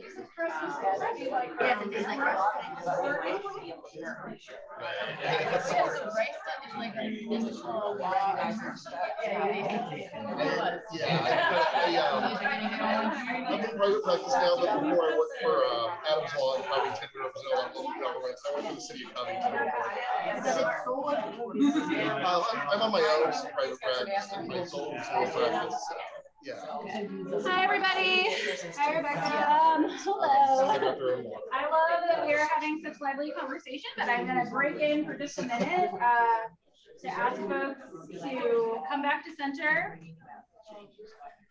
We're going to go ahead and sort of reconvene for the second half of our program. Second half hour. I'm not going to clap once if you can hear me, guys, but I will if I have to. I don't want to, but I will. Okay.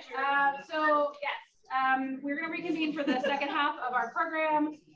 This is going to be very discussion driven. And not structureless, but not formal either. We want this to be an opportunity for you guys to get to know the other folks around you and flesh out some of the ideas that we talked about in the first half, as well as that were discussed in your survey. I should kind of reiterate what Ioana said at the beginning. We are, the purpose of this event and all the work that we're doing right now goes far beyond what we're here to do today. Talia Lavin was awesome, and I do definitely recommend reading the book if you get an opportunity to do so. But our work does not end here.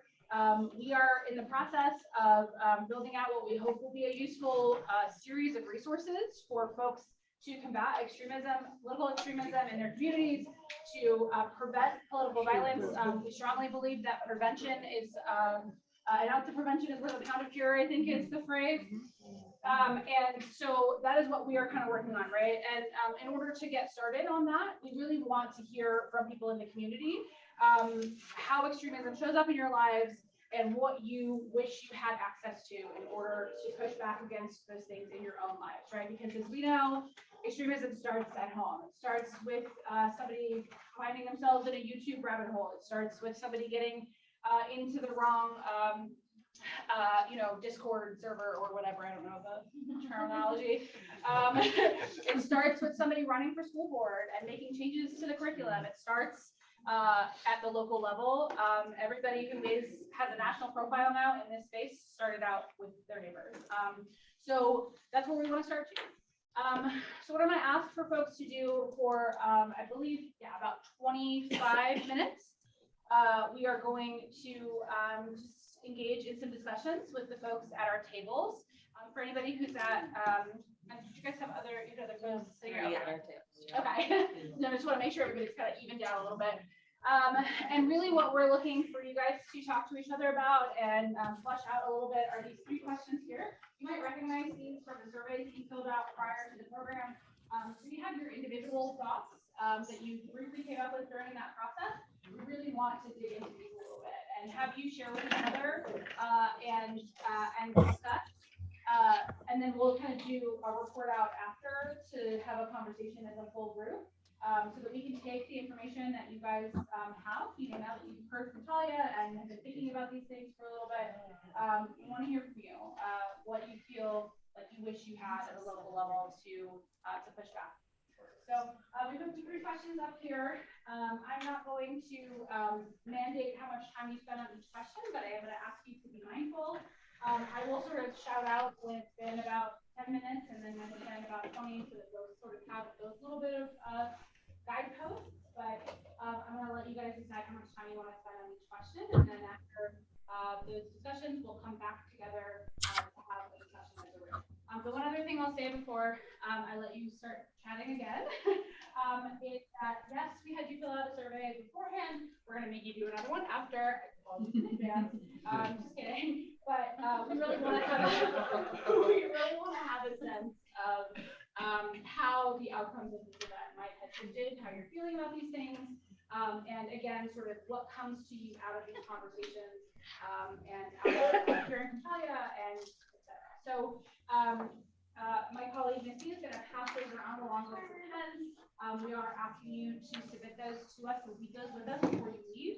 So feel free to, kind of as you're talking, make some notes in the section about questions, and we finish those up before tonight, so you can use that data to help inform the rest of the any questions about what we're going to be doing for the next 20-45 minutes? Will we be reporting out or just not? Yes, we will be reporting out. Oh, Okay. no, yeah, we will be reporting out so that folks can discuss, and if we see similar themes, if we see one group that noticed something that others did not, I think that will be useful. So we will be doing that when we come back together here in about 25 minutes. So rewriting. Talking, and when the surveys come around, if you want to make notes on those, that's totally fine. But they'll come to us. That is I will do at the very end. Yep. Is it time to look at it? First.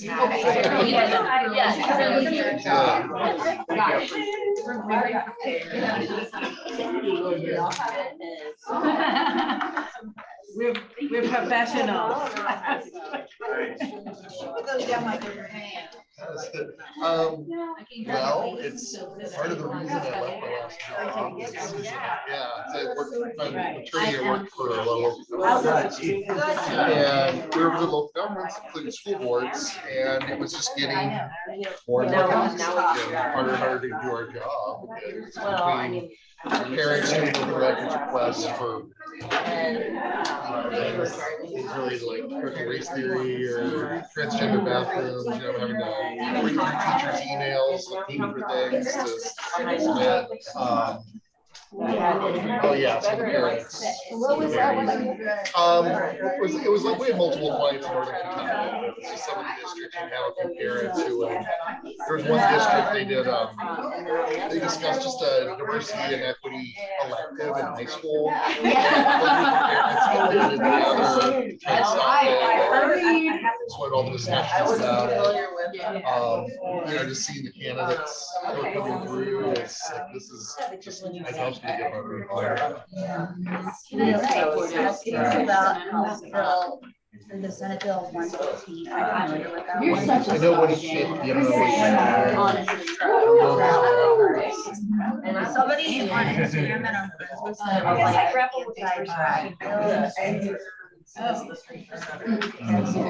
but I wasn't sure. I haven't. I wasn't sure how. Yes, what you do.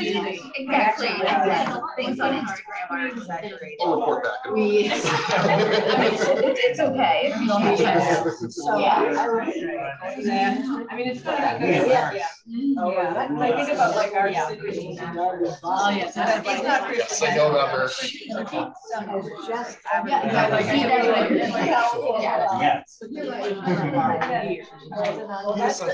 a shame. I don't understand. Yeah. Yes. Right. Yeah. Right. And that's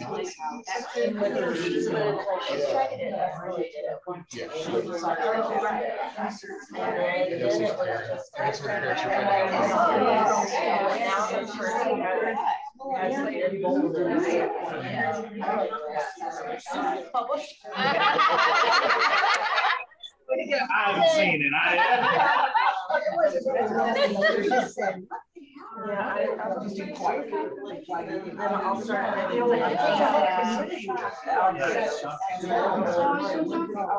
I assume they somehow associated with trans kids would be my guess.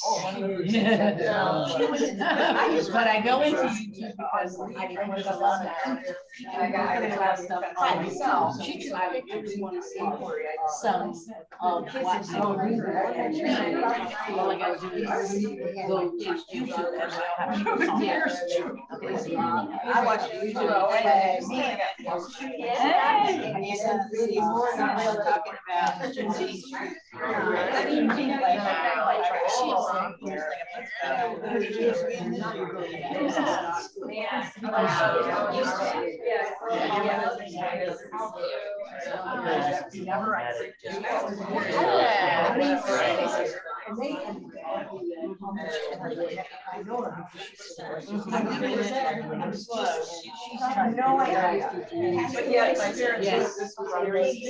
Yes, to see more of it. The only way in Ohio is for a judge to reflect the signature. Way to do that. Well, so far, whenever I'm looking at something, I'll ask who's in the question. Once I ask a question, it doesn't into that arena until I just put the phrase in there, just, when I ask a question, I don't end up being vaccinated and everything. And I walked out there asking, and we're in the middle of downtown Cleveland. There's bars everywhere. And instead, I walked out and it's like, what does this mean? It's gonna be bad. I just had this gut feeling what was gonna happen. That day I was from January 6th. I knew it was gonna happen. And it just got so much, that people are like, how did this happen? How did you think it wasn't gonna happen? Like, that's how you get the acting good. I got to hang like a flag, and that made it important. But I feel like the Campbell County Republican Party, they have done more that some of the counties take that very thing and say, we are the minority. I know, right? Yeah, they are everywhere. Yes. Right, because that will actually give issue. We're gonna have to ask for I know who I am, and they're trying to find, find something to do something because they feel so. But that's what I was, well, that's what I was saying. Maybe I think the thing that I just worry about is because I understand why they don't feel this. how much extremism ideas that you thought years ago would have been denounced by politicians, the media, so ingrained in the politics. Minority people. It's a hard time separating their political loyalty from being able to just denounce crazy. That's why we're trying to suppress this. So what in your life? And it's I actually think, and I said this even, I said this a few years ago, because I kind of saw it coming. I was saying that, you know, all of this is kind of like a long game. And I'm starting to hear more and more crazy fringe ideas just like showing up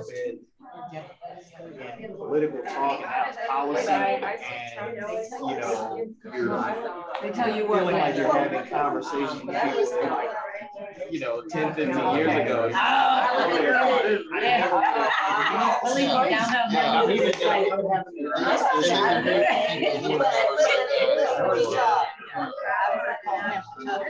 Yeah, that's what you're saying. It's like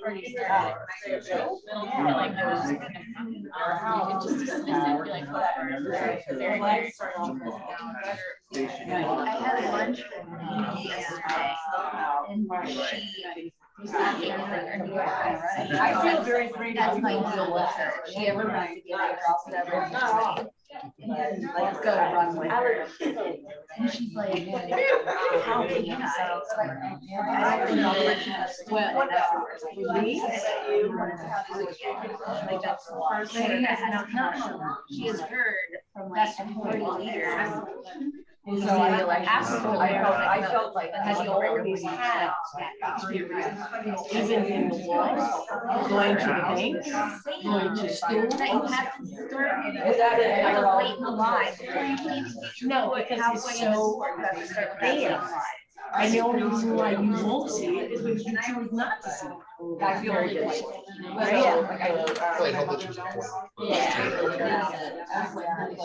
Right. You know, right. Crazy. Because there was a point in time where I always felt like, man, if people get sense, there's gotta be more of them. But it doesn't seem that way because it seems like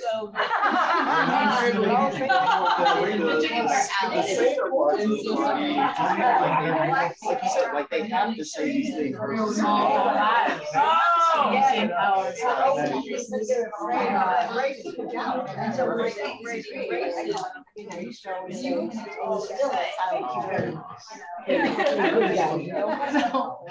Here is let's go to the question how do we think could show up in your life in the next few years in this life? It's like you know, I'll have to a lot of the elected leaders it has to they just don't believe it. every day I go outside outside of my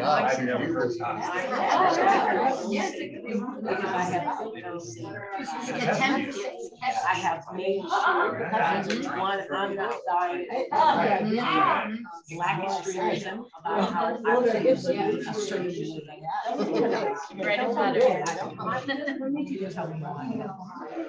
stop telling me that's what it takes. I almost think it's gonna take because I have found my I believe it. So that the crazy becomes more apparent. You see me Where it can't one be place, denied. you're gonna, and you see me that way? Anytime I am the same. you go along with it and give it legitimacy. I am the same way. And harder to break away from. Right. So when I go outside my environment that I go into, I am always faced with Our country's going in a very bad direction. And I mean, I think about all the time when I look at those old black and white photos, like people who were in the photos yelling. I have seen Black kids going into schools, and you almost wonder, like, I bet those people in that moment never thought how harshly history would judge them. I am always Decades later after the fact, because some any of those people the Dallas Cowboys owner popped up in one of those, and he's having to explain himself for like what he was doing in that picture. He's unjudged. And it's like, no, we did.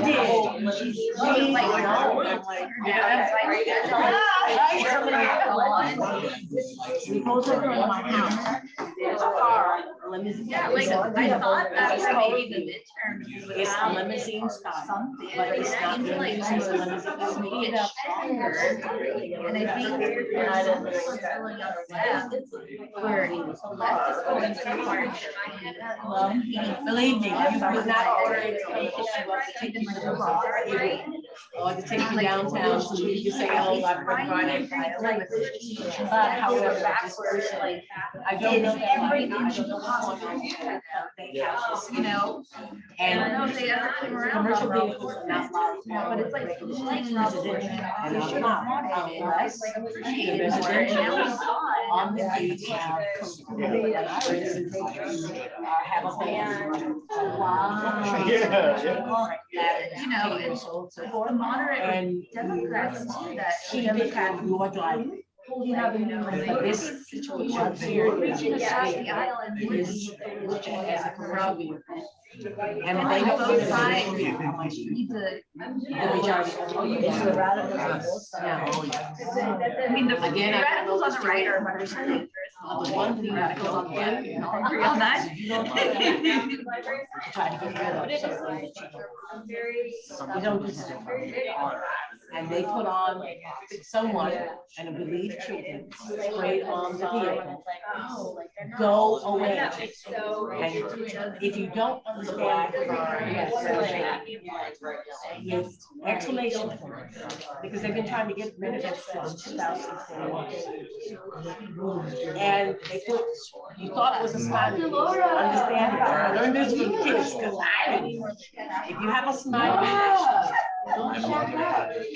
marks that go down the edge like this. So the smiley face and the marks down here. Yeah. And then they had a little emojis. But you knew they were saying go exclamation. That was the is that they were saying this unsightly thing on our street. We don't want it. Now, That really flies in the face. no, the smile. We'll take your tax dollars and everything else. Yeah, that's crazy. I mean,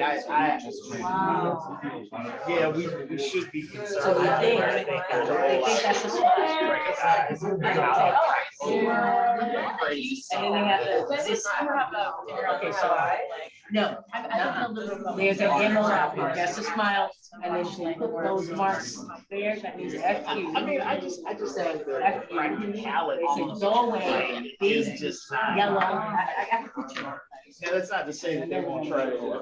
I mean, many states already are trying to. And it really looks very insulting. But I think there's a certain point where, like I said, you can't stand on the table. To get rid Spouse of freedom, all these things that you love about America. You're not allowed to make it right. their values. The best way to get rid of any evil. We're great at that. We're so good at that. What are you talking about? That is like our bread and butter. It's like our number one thing. Only come good.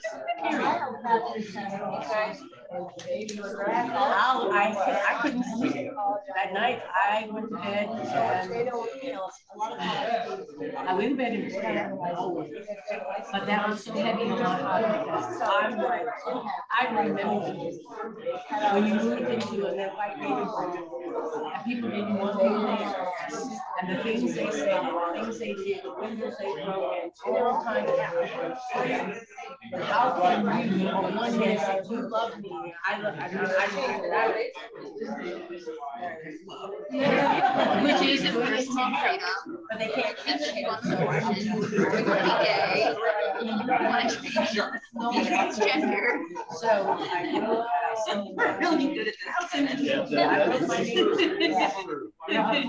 We all talk to each other email. I hope And I haven't been on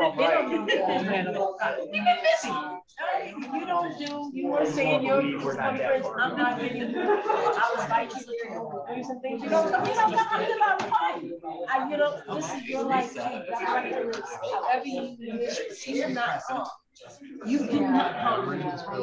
So, It's kind of what you're saying. and then put the musketeers there and said, we will stand for because this action was wrong. And that I didn't tell them The kid the one is gonna make.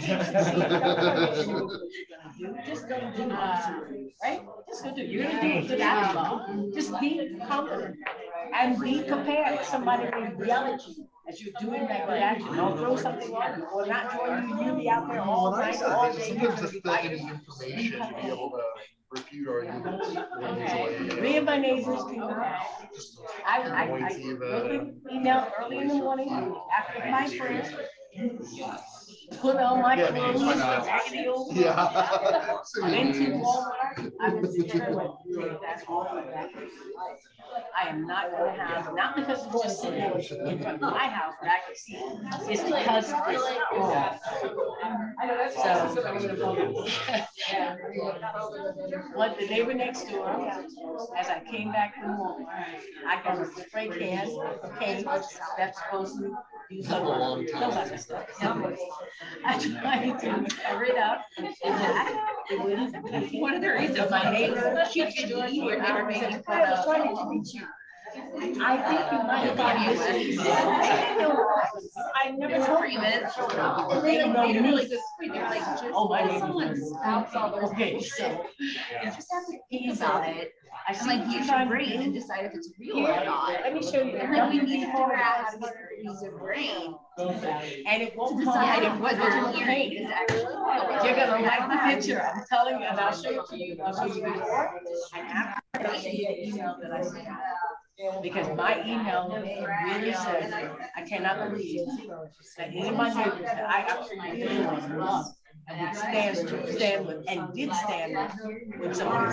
So hate was going on our street, and the Musketeers went and stood for and replaced all the signs of BLM that were writing that. We did this and asked no money back. We replaced your education. I cannot.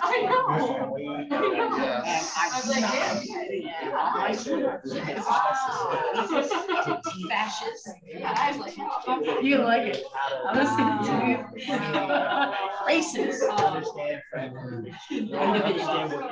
I said, what may have been that a child should have done this, but they didn't come by without being incited by the conversation that was going on by adults.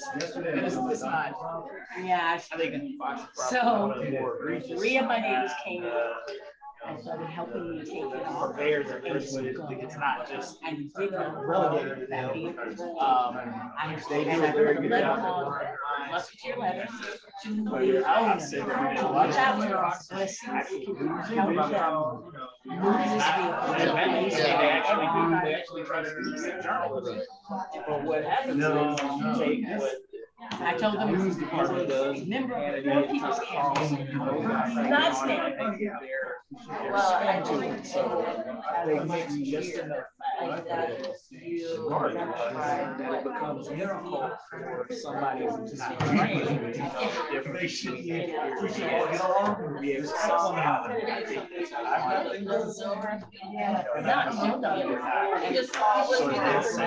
No, we started hearing in that, 2021, late 2021. I kind of heard it over Because that's as long as you stay within that law. Like, right, you need to talk. And the street is clear. All the neighbors have their driveway. Okay?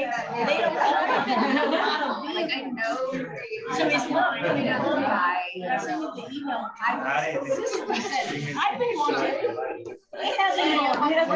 Anyway. The best character is like I've ever met.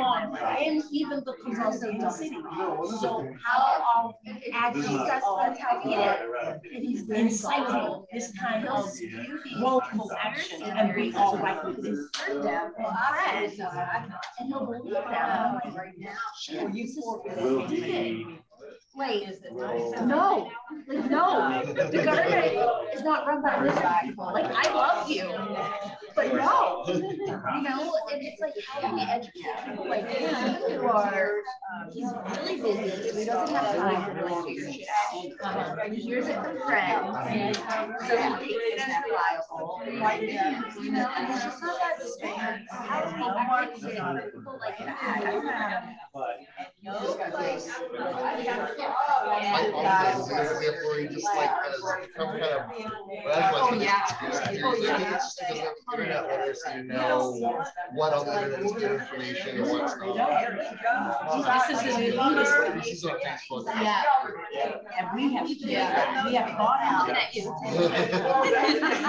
And see, that kind of thing, those elitists go to these white supremacy groups, and they find themselves being welcome. Accountability. And it starts empowering them. Well, to it's say, probably not the best example because And now it's like.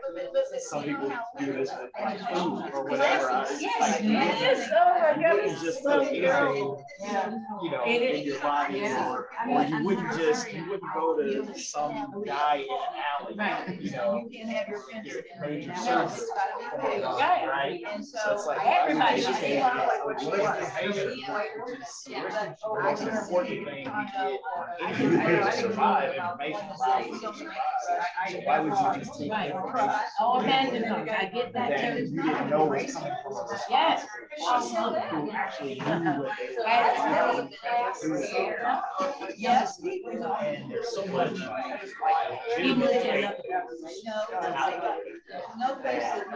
and they do a very good job of trying to present it like it's actually real news. They put up a good front, but most people are not going to take the time to go back and research.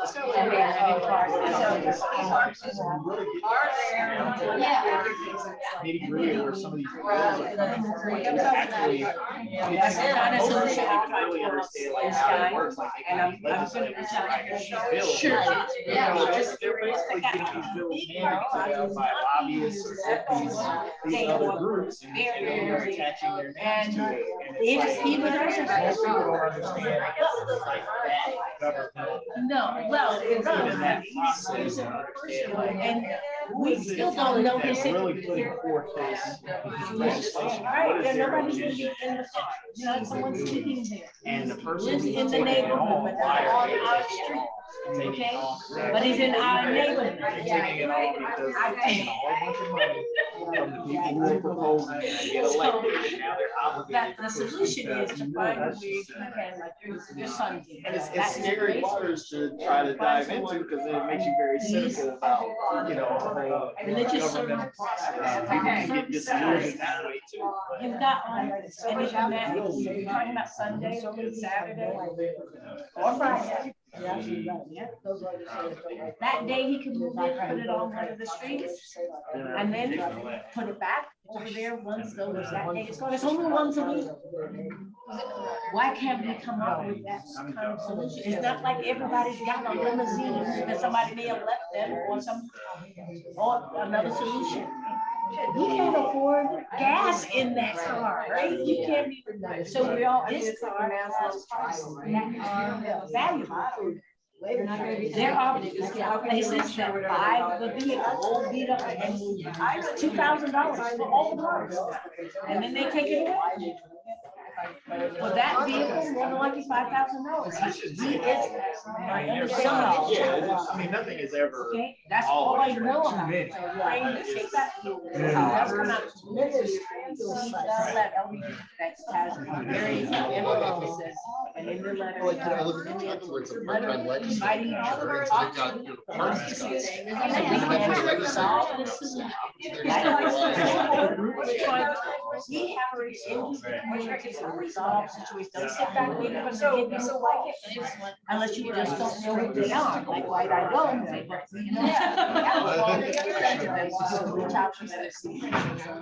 Like that. Let's get to what's happening. What would make you feel more empowered to act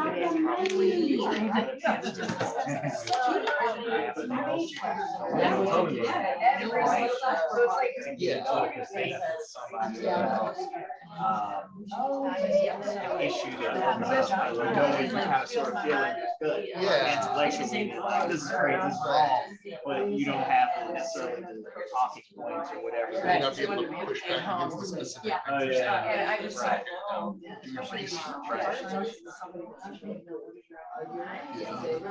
Yeah, let's have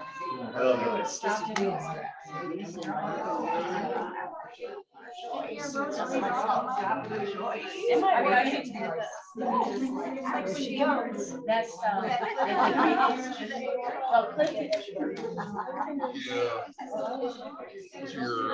All right, so okay, you have to read it. So both of them I do. we are reconvening. No. I like. You're that Clap once if you can hear me, please. Clap twice if you can hear me. Thank you. So we're gonna go ahead and reconvene. I hate to cut conversations short, but we do have a limited amount of time that we're here together tonight. So thank you so much for what seems like very lively discussions. And I promise to stop by at like the 15-minute mark, but every table I went to, you guys were like really in it. And so I was like, you know what? I'm just gonna let you. We can do this the old-fashioned way, and your team can designate somebody to report out, or we can just throw hands up in the air and shout your questions. I want to start, believe it or not, with the first question. How does extremism show up in your lives right now? She's got a good one. Yes, I love that for us. That's right. She's driving on. Yes, she has a really good one. You don't even think about it when you're driving because, of course, you're paying attention to driving. But she was out on Sunday, so I'm gonna let her tell you the story. Okay, well, it's not that exciting. Yes, it is. It's that exciting. It really is. I was in bumper to bumper traffic in Columbus, and the truck in front of me, I had time to, examine all of his decals.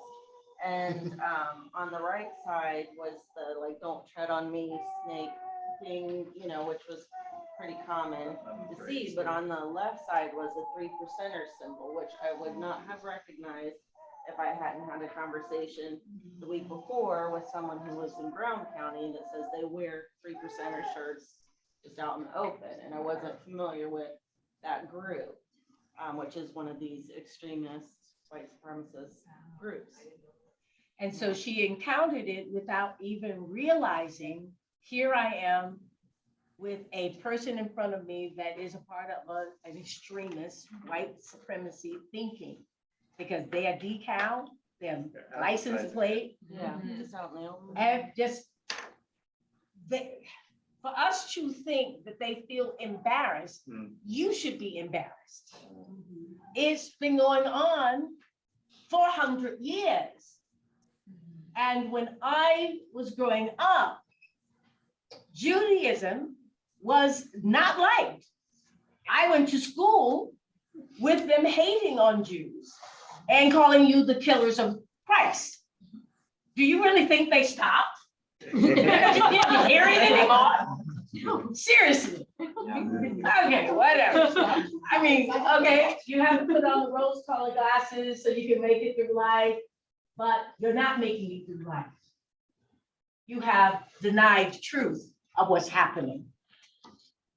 Yeah, there's an interesting thread here to pull too on the symbols, right? And the use of these really intentional things that not everybody recognizes, but that everybody on the in-group recognizes, and everybody who's a target of their violence recognizes, so it communicates to just the right people while still being able to move about the world uninterrupted. Yeah, I also feel like it's that shift. I think Talia was talking about that too, where it's kind of like what was before the little snake guy, he was the symbol. But then once that became normalized, then it's like, okay, now you gotta have a new one. That's even worse. This is a talkative table. I wanted to reflect on what they were talking about those symbols. I didn't know that 3%er thing either, so we Googled it to find out exactly what it is.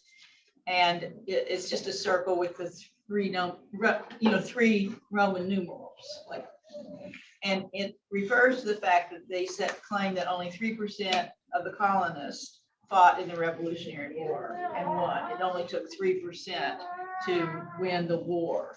And the snake thing, of course, "Don't tread on me," is from the early flags against the British. And so when she was talking about what are extremists like, in their minds, I believe that they think they're like they did on January the 6th. They think they're the people defending democracy because they don't understand what democracy really is. For democracy, they think it's putting them in charge of everything. You know what I'm saying? Yeah, well, they think there's more of them in there. Are they right about that? I don't know. That's what they think, right? Well, they It's not the actually, majority, right? actually, they see themselves as the minority, as it was during the time of fighting against the British, coming over here into this country, considering themselves right to come over into this country and colonize it. And in trying to eliminate, annihilate the indigenous population who were savages. And they see themselves as the group that is not the savage. It's their right to fight, and America has been infiltrated and infested with the very people their forefathers were trying to eradicate. And that's how they see themselves. And there are different levels of them. So the snake, that was the first level. I believe they're going to reach a level where they consider themselves the 1%ers of the 1%ers that have the right to own America, because you have a disease. And they need to cut that disease out.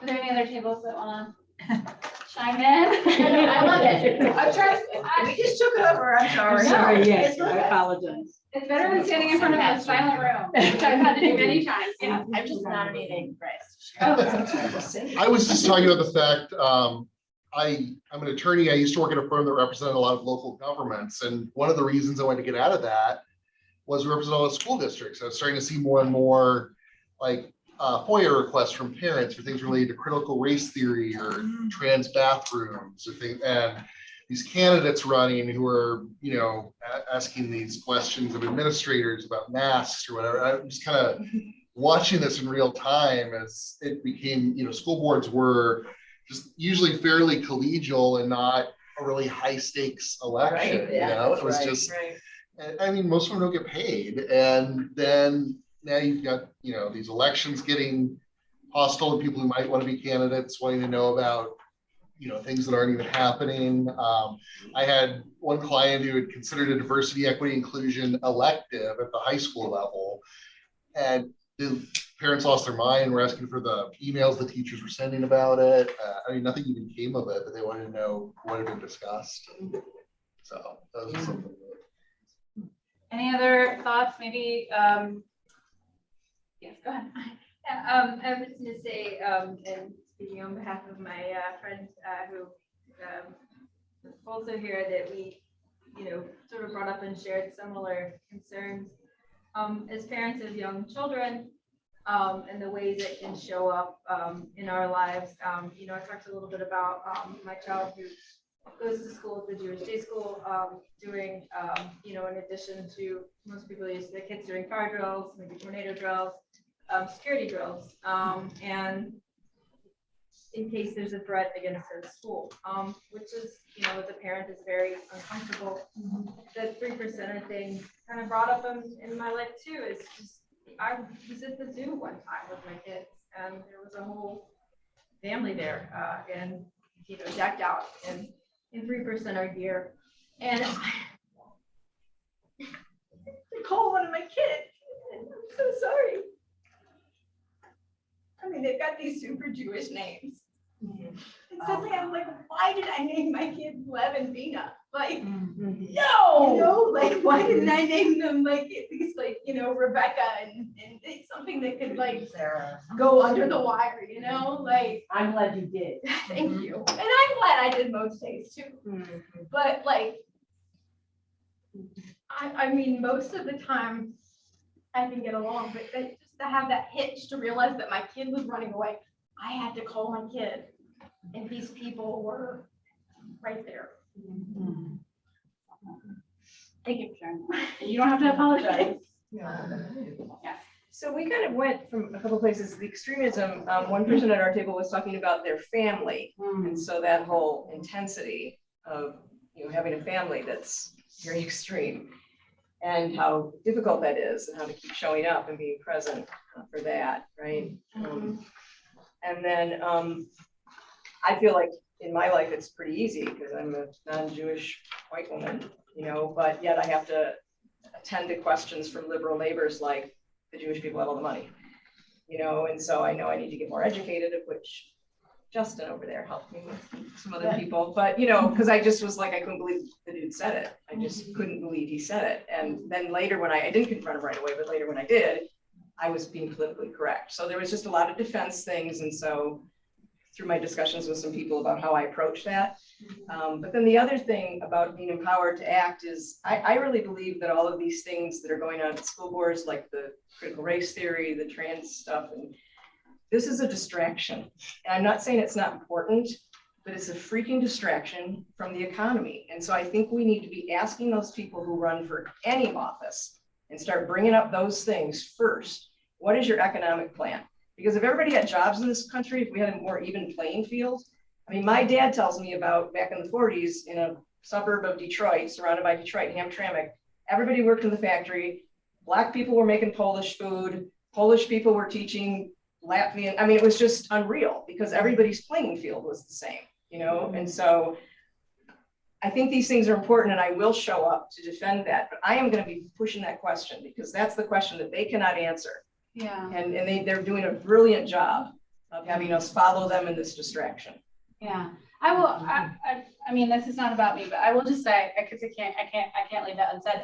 I think that a lot of this stuff is about the economics, right? Because it's that triangulation. Like that's how people get away with hoarding wealth, is by convincing poor white people that Black and brown people and indigenous people and people in the LGBTQ community, that like that's the problem, and that creation of fear is a tool for maintaining the economic system that is not even playing field right now. But I think you're right that like we need to call that out. This is what this is about. You're not the problem. Right. It's the people with 10 yachts that are the problem. We're spending a lot of energy, and I don't think we should not do that. But it's we're losing this. Yeah. Any thoughts about the second question before we move on to the last? Because I do want to pivot to that because I think it's really important. Do you have a different answer to the second question than the first? Political leadership. Can you say more about that? Individuals with extremist ideologies trying to assume positions of power, more so than school board, but it's all over the board. Yeah, This questions, hopefully not. Yeah, that pipeline. Sometimes to make sure it doesn't. Yeah. You're here for him. Yeah. I put down, how do I think extremism could show up in my life in the next few years? By watching the Ohio legislature. Right? Yeah. Okay. Great. Yeah, that pipelining is really important. But the person who has a school board job is a state legislator next year, and then they're a governor and now the president. And that's not how everybody gets to the White House, but some people certainly. Okay. This third question.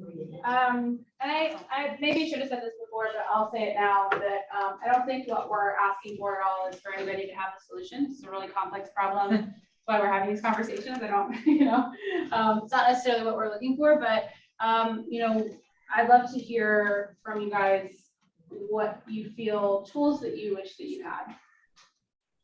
What would make you feel like more comfortable standing up? Yeah. Well, just an example, when we were talking about, okay, well, what exactly do the 3% stand for?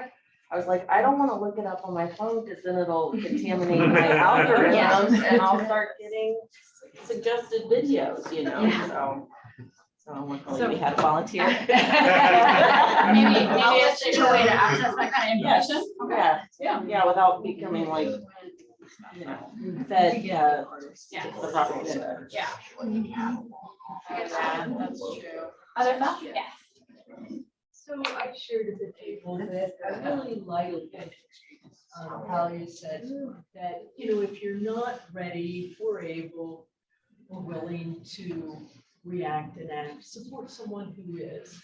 So in answer to that, you know, what does support, I would have asked her, what does support look like?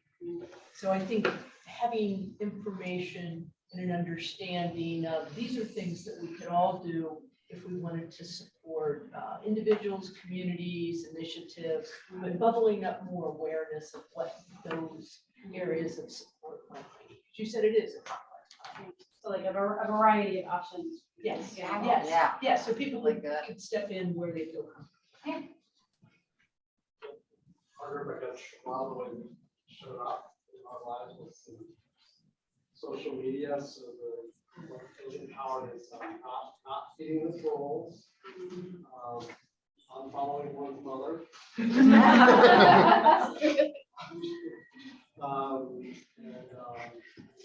also being able to respond at the right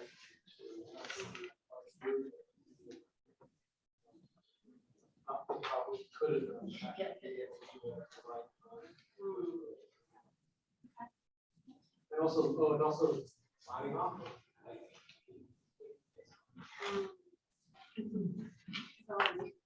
Well, there you go.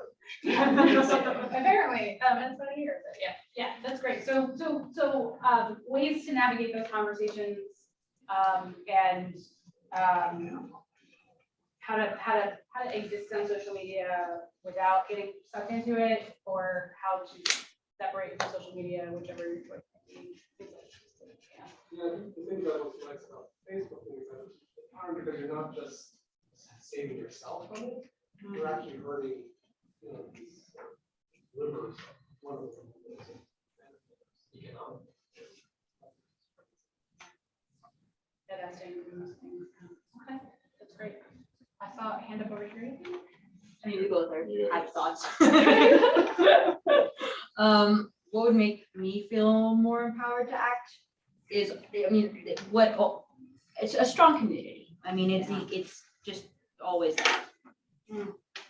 People who you know have your back if shit goes down. So maybe tools for how to develop that, because that's the thing that I think you're. Yeah, people don't know how to make People don't know how to it. do that, yeah. People don't know how to make it. Yeah. That is intentional. Amazing. It's almost like. It's almost like there's this triangle. There's this triangle. I would say honestly, just more spaces like this for people to connect in person. I just think that that's very valuable because obviously the online spaces are also incredibly valuable, but just in-person space to talk about these things. Not necessarily also giving space to like a neo-Nazi to come and be our speaker, but just, you know. Yeah, no, and that is an interesting point about how do you engage with the other side without engaging with the other side? A little bit, right? Like, or platforming people. I don't know what the answer to that question is, but it's an interesting question. Yeah. There's a program that we have. It's called Patient. It goes into the community. And this program invites the community to listen to a panel of everyday people telling their story. Instead of waiting for the community to come to you, because our community really has become more isolated. We are not willing to step outside our quote unquote comfort zone unless somebody or something grabs us. Then all you're doing is reacting instead of acting, and you're not taking a anti-violence stance. Because anti-violence, unabridged, means to take action, but not in a violent way. So, if you want to get the community to support you, you have to step outside your comfort zone and tell them your story, like what happened to you and your family. has happened to you and your family, has happened to many of us. But people feel like they're the only ones. You didn't hear it from the neighbor next door. But if the neighbor next door came to your community telling you their story, more people will say that did happen to you. And I want to stand with you to stop it from happening to someone else. You want a solution? And I'm telling you from the fact of how we got our rights, even the dog rights came from the civil rights. Because without the civil rights coming forth, you wouldn't even have the dog rights you have today. That needs to be recognized, acknowledged, and embraced. And what happened is a group of people before the 60s, I know I was there, stood up and said, we are human. We will take it no more. And they said, in a non-violent, in an anti-violent manner, I will not be moved. And they went to those counters, but before the counters, we went to the streets and we refused to move off the street because you couldn't even be on the same sidewalk with a person. I know, I was there. So that's how you answer. If you're ready, which you're not ready. Other Survey. Talia, that was the last question, yes.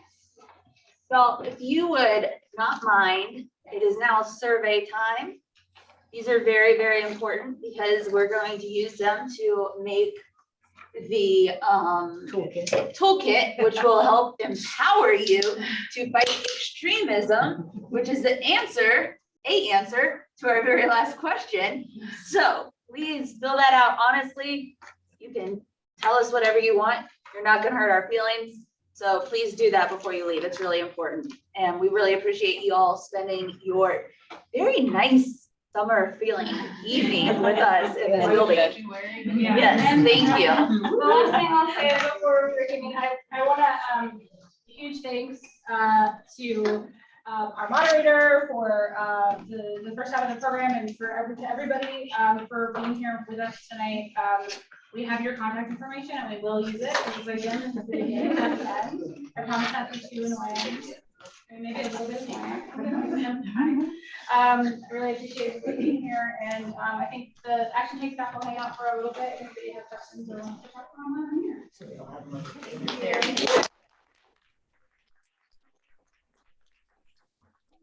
Well, right now. Oh, yes. Bravo to the artists. Okay. Thank you so much. It's amazing. It's wonderful. You're wonderful as always. Thank you. Public comment?